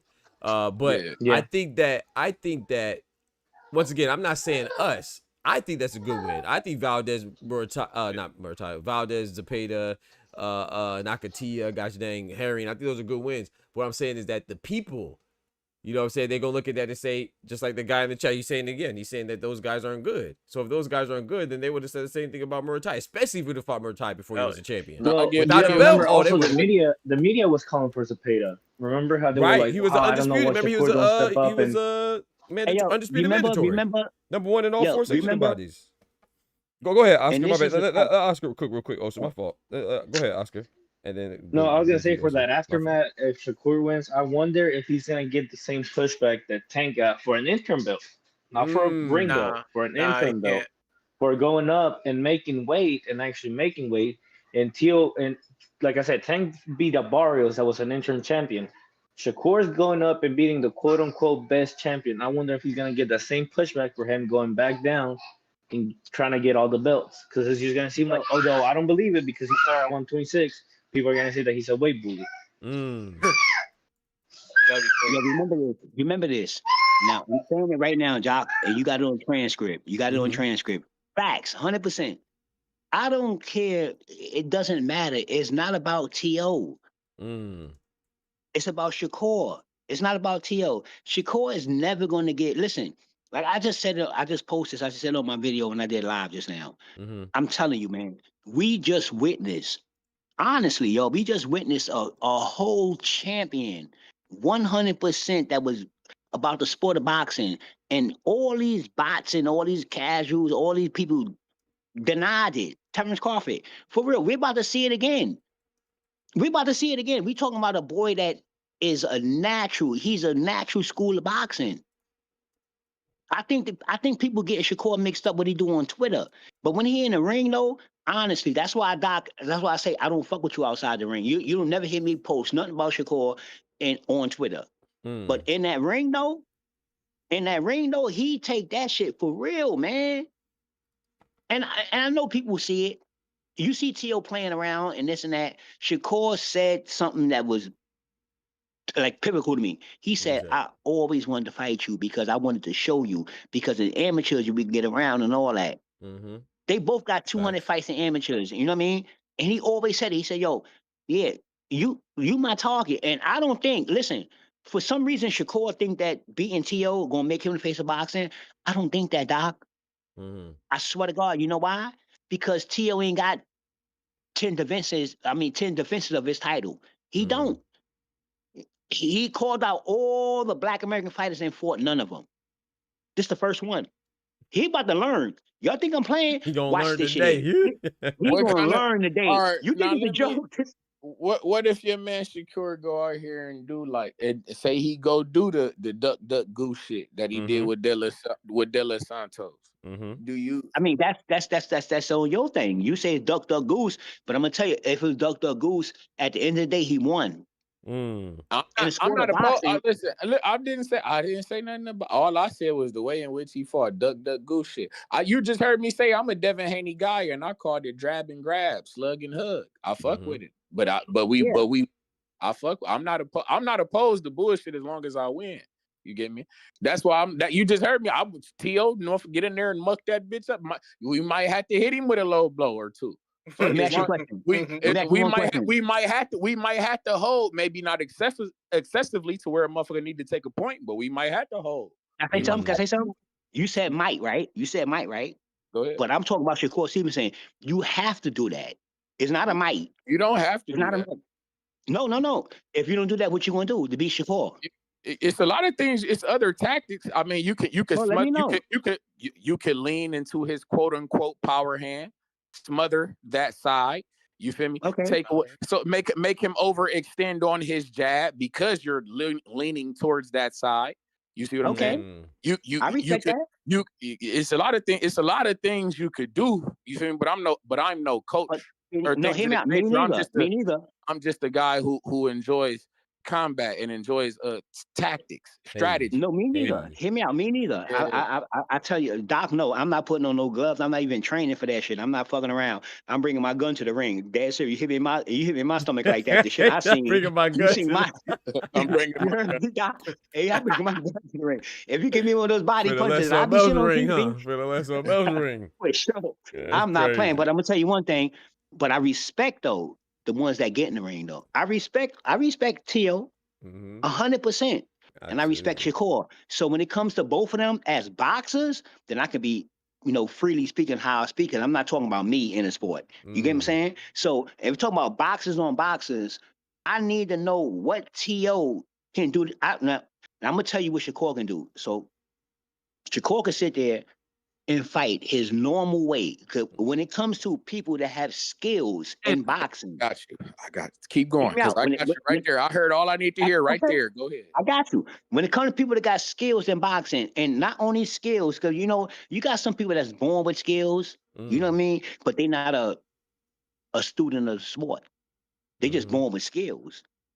But they're not a student of the sport though, because some people, is diverse. But Shakur, for some reason, his embodiment became the student of the sport, and he born with skills. Like Shakur's a technician inside the ring. And so, like I say, when people ask me, yo, you love Bud Crawford? Nope. Listen, how I'm talking about Shakur. Because Bud retired. I wasn't even gonna make no more videos. But Dev, I fuck with Dev. Dev is like you. I like Dev more than Shakur, believe it or not. And I didn't even like Dev. I didn't know that. No, facts. I didn't even like Dev. I didn't like the way Dev fight and fought. And I mean, 100%. But you know what I like about Dev? There's no smoke with Dev. He want all the smoke. Dev, when Dev, they could talk all that shit about Dev with the Ryan. I don't care about that because he's on PD, so none of that matters. When that motherfucker picked Brian, when he picked Brian after Brian sent the motherfucker in misery for a whole month and a half, I said, okay, Dev, let me see what's going on. For real, I gotta respect it. You gotta respect it. That's a fact. You gotta respect it. I agree. I got to respect some shit like that, Moving man. up. Come on now. Well, come on, man, moving up. Hold on. He had to catch weight with Ramirez. I don't know. It's up to you. No, I'm done. Go ahead, bro. You can always talk. You can always talk. You can always talk. I don't want to talk over. And especially this his shit. What I look like talking over. It's his shit. That's how I feel. That's how I feel too. That's how I feel. I respect that. I appreciate it. But no, because I heard you say.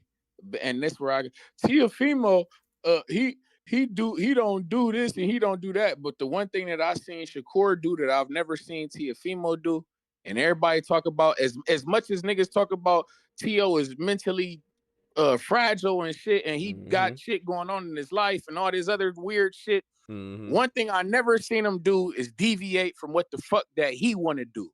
I've seen Shakur be influenced and manipulated by the motherfucking crowd and niggas on the internet to make him do shit that he don't to make him do shit that he don't want to do. He make him fight the way that he don't want to fight. I done seen that shit before. I've never, as much as motherfuckers be like Teofimo might have lost this and lost, but he lost. If he lost, bitch, he lost the way that he wanted to lose.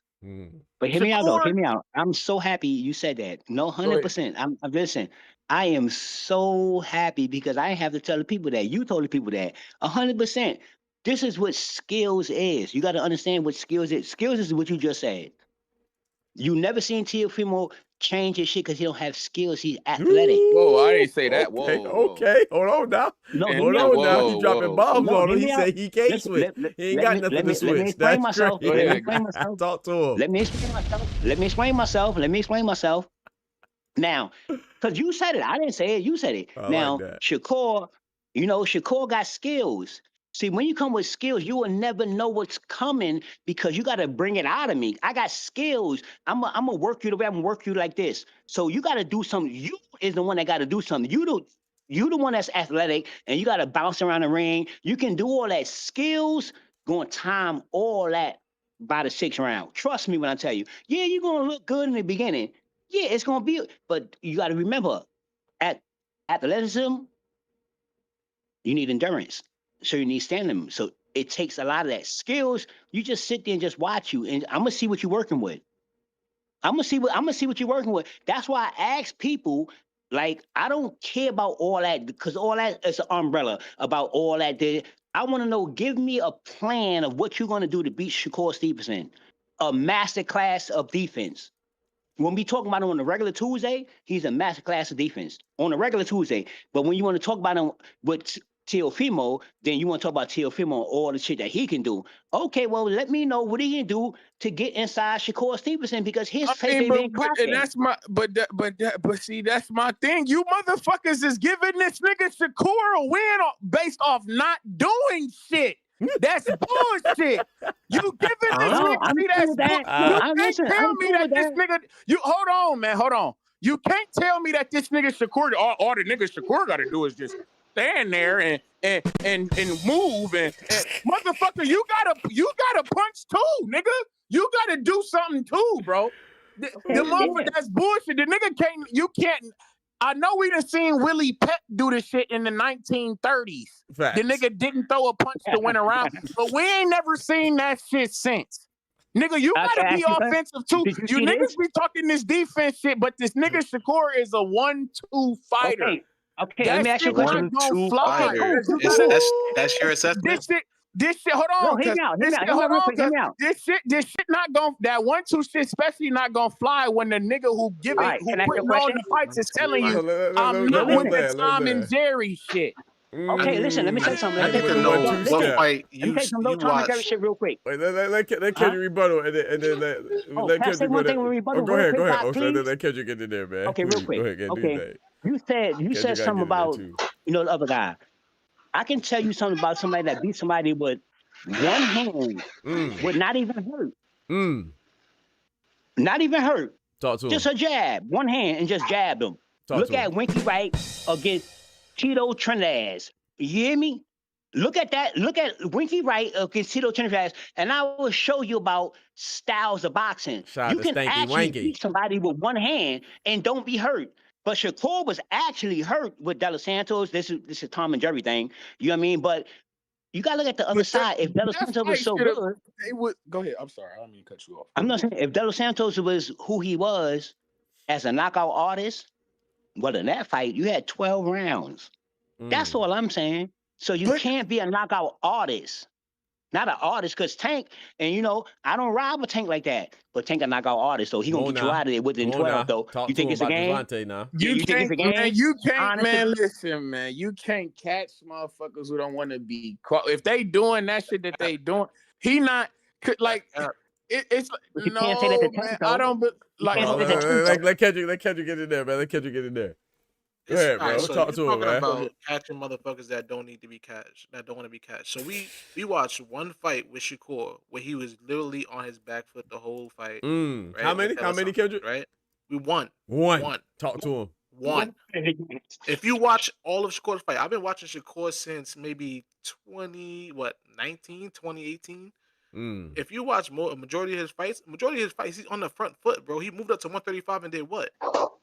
But that was my point. He did that again. He's a bully. He does that against who, bro? Walk motherfuckers down. He was in 126 and did what?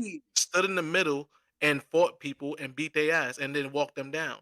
So this is a championship fight I'm talking about specifically, right? Against apparently the number one guy in that time, right? Who's supposed to be the next best thing. So you sitting here and saying that Shakur is a runner and he only just sits back and plays defense, but we not paying attention to the fact that this man lands about 50% of his punches. We're not talking about that. I ain't caught. Hold on. And so, that's hold on. On top of that, the guys who apparently he can't hit or he's not hitting, why are they just standing there? Why they not running at him? Why they not smothering?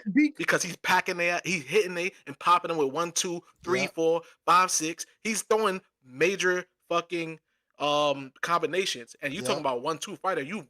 I know you're not watching Shakur. If you talking about they're standing there because nothing.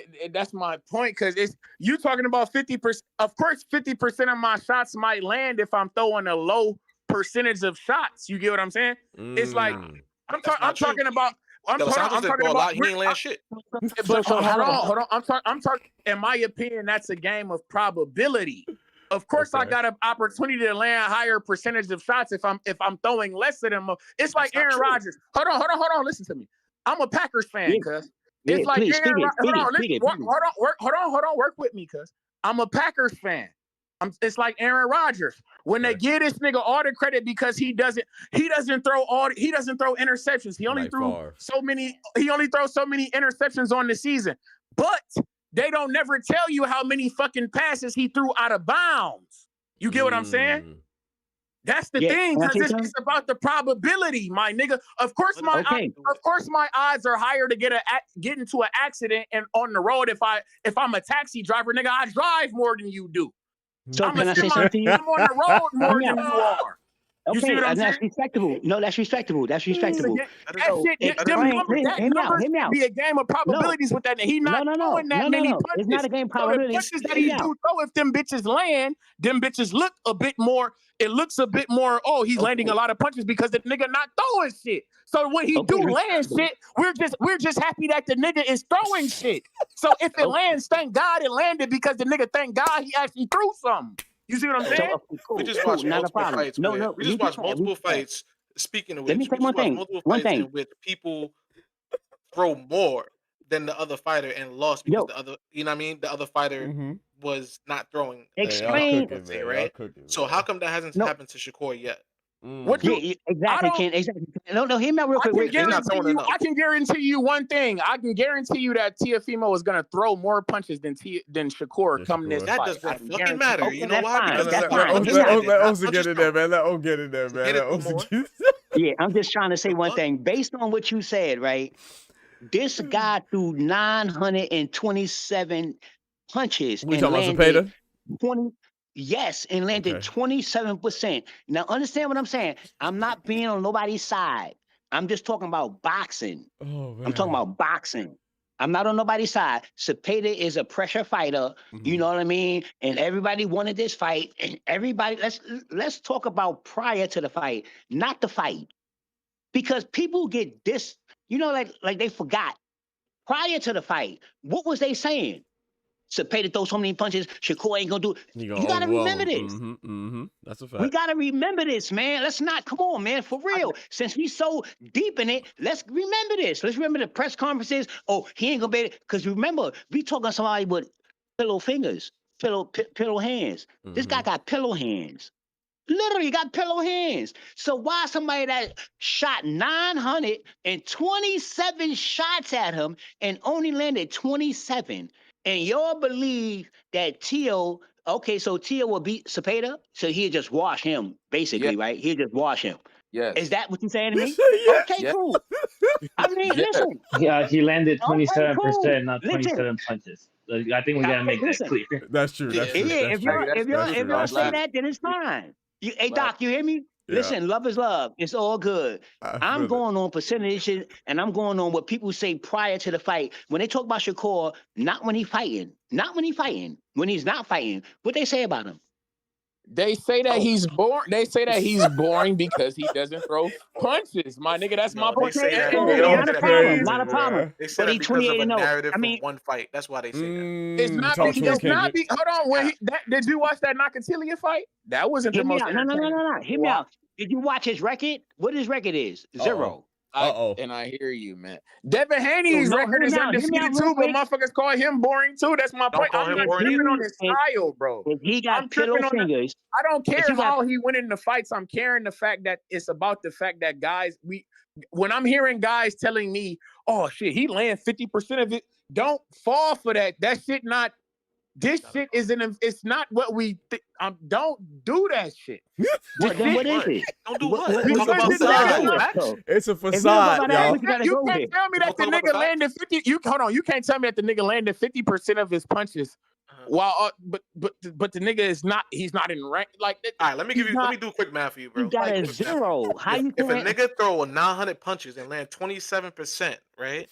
He's landing maybe 250. Right? Shakur could throw 600 and land 50% and still land more. He still wins. Let me ask you a question real quick. Let me ask you one question real quick. So I'm gonna get all this Shakur shit out the way. Fuck Shakur. How you see about Mayweather? What you see about Mayweather? What you mean? What I said? What you mean? What I said about it? What you rate Mayweather as? I'm just Buffy. asking you. I mean, I rate him as a Okay, not a, I as can a lose all y'all. technical I'm fighter. talking to He's him. a How do technical. you rate Mayweather? I rate him as a technical fighter. He's not my TB. Like he's not my favorite fighter, or if that's what He's you not. ask. That's why I fuck with you. I knew I fuck with you. But anyway, how you rate him, though? I want to talk. How you rate him? I mean, I rate him. He's good. He's good at what he do. He's great at the sport of boxing. How can he lose? I don't think. Who could beat him? Give me a plan of somebody that could have beat Mayweather in this time if they did something different. What could they done to beat him? A plan that shit in this day and time, if it in my opinion, it depends on the referee that you get, cause it depends on how motherfuckers let you fight. Not in this day of time. No, not in this day of time. I'm gonna keep you right. In that day of time, not in this day of time. What fight is in that day of time? Day and time. Yeah, in that day of time. Yeah. I would have liked this. I would have. What's my nigga? What's my tall nigga who had Paul Williams? Bingo. I would have liked to see that fight. Yes, I would have sir. liked to see that. Yeah, man, I'll fuck with you. I fucks with you, my G.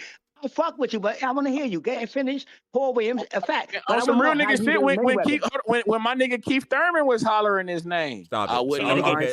I ride with Paul Williams because he hurt. Say it again. Stop it, bro. Stop it, bro. We're not doing that, bro. Stop it, bro. I'm from Florida too. I like Keith Thurman. I'm a Keith Thurman fan because I want. I think Boots should be calling out Keith Thurman. Why ain't them two niggas fighting? I want that fight. Now, I'm a Keith Thurman. I'm out of your car. Nigga, my heart was. Nigga, now my you heart dropped was me off at the gas station. You said Boots, you dropped me off at the gas station just now. My heart was broke. Nigga, my heart was broken when Keith Thurman lost to Manny Pacquiao. Cause I thought we had that.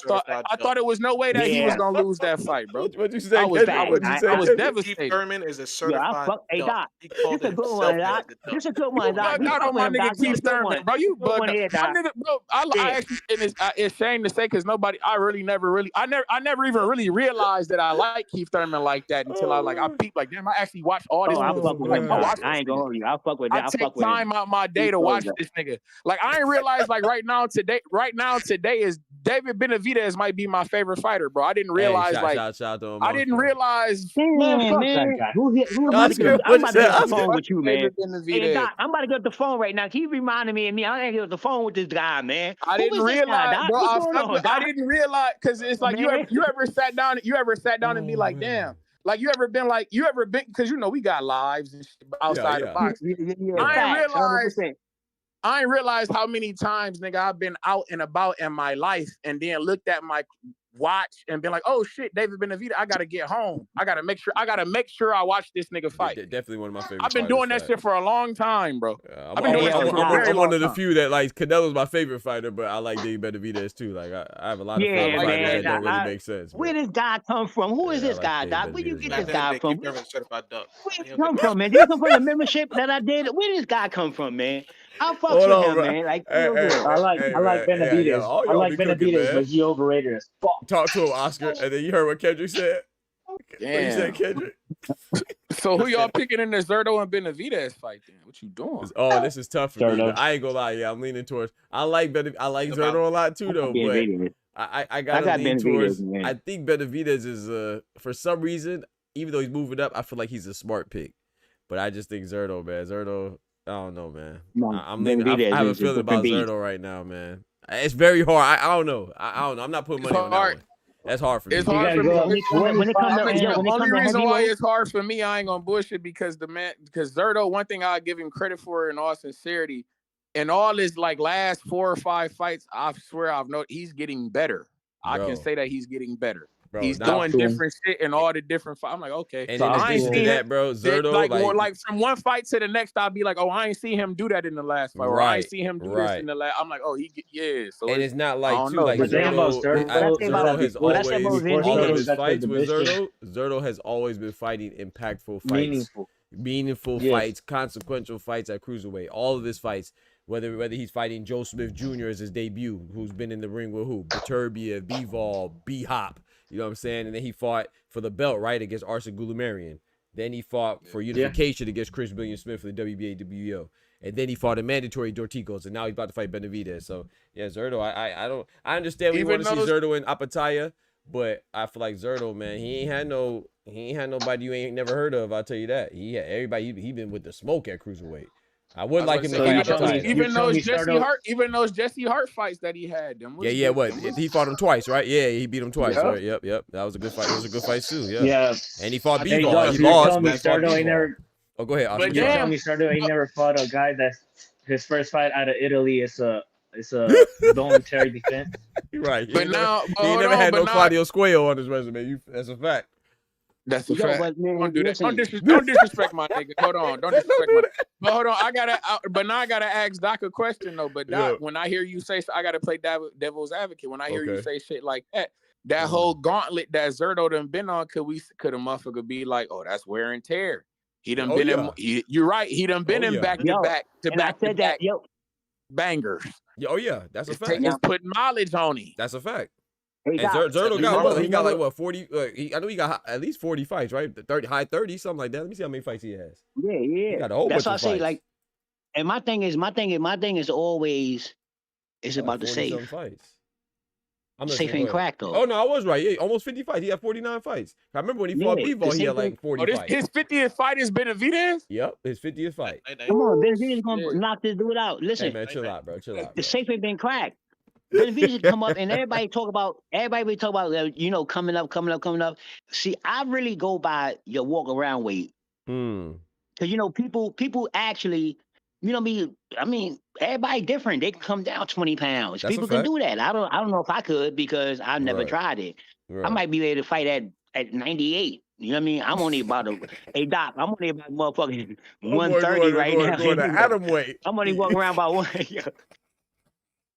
I maybe fight at a motherfucking 98 or whatever that is. For real though. But that's all in your shit. But I know Benavidez is a masterclass. Benavidez do what he do. And I'm going with the zero.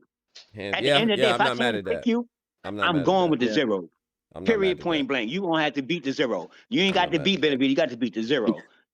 Am I tripping That's or what I'm y'all saying. watching this pro box shit or am I tripping? I forgot about it. I ain't gonna hold you. I forgot, bro. I watched the Over first chopping it up with Roach y'all. fight, and then I stopped watching it. Fellas, though, man, I'm gonna go get me some food, man. I gotta take my dog outside too. Hopefully, he ain't let out in the gosh dang back porch. We man. here, Y'all dog. can chop it up. Y'all know what time it is. Y'all can stay in the back. I'm just finna slide. But man, hey, man, you drag him to the members only. Say it again. I'm sorry. Can you drag Oh yeah, Trees. Toledo Yeah, I got you. back All right, bet. I'm gonna put y'all in the members only then, man. Hey, shout out to Oster for pulling up. Oscar, you know what it is. KD, you know what it is, man. Appreciate y'all boys pulling up, man. You Shout on out to tomorrow all Trees, man. day? First time, man, pulling up, man. Definitely a pleasure, man. Hopefully we get to chop it up more often, man. That was dope. So Nah, Trees, for real. You gotta stay. You gotta stay in the track, man. Yeah, bro. Don't think because I wasn't talking that much. I had a long day, man. I got from work and all that stuff. So I enjoyed it, bro. I enjoyed it, bro. Y'all was cooking, man. I know I'm gonna get a hold of you. What's that cruiserweight crank back? That cruiserweight. Oh, yo, you already know. Back up. You already know, man. I went Oscar. I went Oscar with Zerto, man. I got Zerto with Benavidez, but it's a tough one. Hey, yo, man. Trees, I'm not before you get off, before Doc get off, tomorrow you need to be on after the fight, so I can let you know. Turn up. I can let you know. You understand that this. For sure, we don't. I told man, listen, I'm tapping in everywhere. I'm not the everybody and their mother telling me, oh, you need to start a channel. I just like to just sprinkle, walk around, talk shit to everybody. I got a channel too. I say the same thing. That's why I stay on Doc channel. I got a channel I go on every now and then, but I ain't really like stressing that. I be on, Y'all be cooking. I be on Doc channel. You know what I mean? Certain time Doc just do it. You know, every certain channel. They rocking no already. real boxing. They rocking already. Likewise, bro. Hey, that's bro. I gotta stay on point because I know y'all coming with it. So I had to make sure I'm on my P's and Q's, man. I know y'all finna cook me if not. So I gotta try to keep up. So I appreciate you. We gotta talk about that unpopular opinion, Doc. Hey, oh yeah, you need to do that for real. What you say, Oscar? Yeah. I need a favor. Yes, sir. I need you to tell Abass that I'm putting some cash on him. Bet. So he needs to pull it out. He needs to pull the upset. I'm gonna tell him, bro. I'll send him a message, man. I'm gonna tell him that the BTF rocking with him, man. He told us he told me yesterday, man. He hit me with in the IG messages, man. Said that he gonna pull it out for us, man. So we'll see. I like Xander too. I ain't gonna lie. That's why I feel so torn because they both be cooking. So I like them both, but my heart is with Baraou. I ain't gonna lie. I ain't gonna hold you. I like the diamond, but I think Adamas gonna win though, but I like Xander, but I think Adamas gonna win. Okay. Abass. I got you. Abass, yeah. Yep. Abass. I keep saying Adamas. No, you good. No, Abass. Adamas is supposed to be fighting too, but his fat ass want to miss weight. Bum. Yeah. But yeah, man. But shoot, Trees got up out of there, Kendrick. Y'all want to stay Trees here? pulled the a Keith Thurman line. He done. Keith Thurman. Yeah, man. I see y'all back there, man. I'm gonna pull y'all the members only, man. Appreciate y'all pulling up for real, man. I gotta go, but man, appreciate you having me on. Oh, You're gonna be on tomorrow, right? All day? Yes, sir. I'm be on from 2:00. That's when Bakram and Josh Kelly get go at it. So I'm be on from then. Right.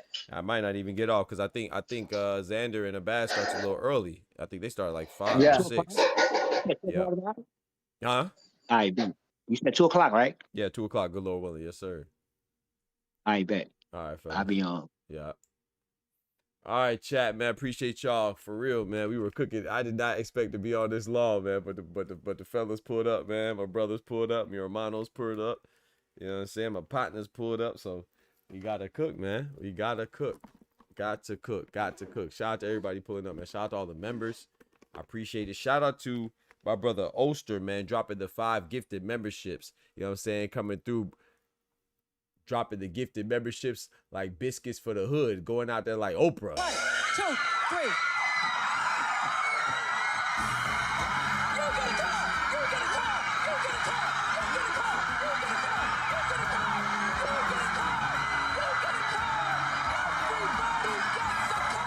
I know my boy thought I forgot or I didn't see it. I seen it, man. Thank you so much, Oster. I appreciate that love for real, man. Drop the 5 gifted memberships on me. We were just talking a lot, so that's why I didn't get to it, man. Please, if you were the beneficiary of a membership, please consider renewing that membership upon expiration, you know, because shout out to Oster, man. If you received a membership, gifted membership compliments of Oster, please consider renewing that for $3 a month. Keeps the channel going and growing. And allows me to keep pursuing my dream, and you get to contribute to and support that dream. You feel me? So I appreciate that. Shout out to George the Last Dragon Ball with the $2. Shout out to George the Last Dragon Ball with the $5. And let's keep it going, man. We need to unlock more emotes. We get more emotes by what? By getting more memberships, man. So I'll catch y'all tomorrow on the flip side. Don't forget to smack that like button if you haven't done so already. But most importantly, remember with God, we can do anything. Without God, we're nothing, man. Shout out to all the fellas pulling up. Shout out to Oster.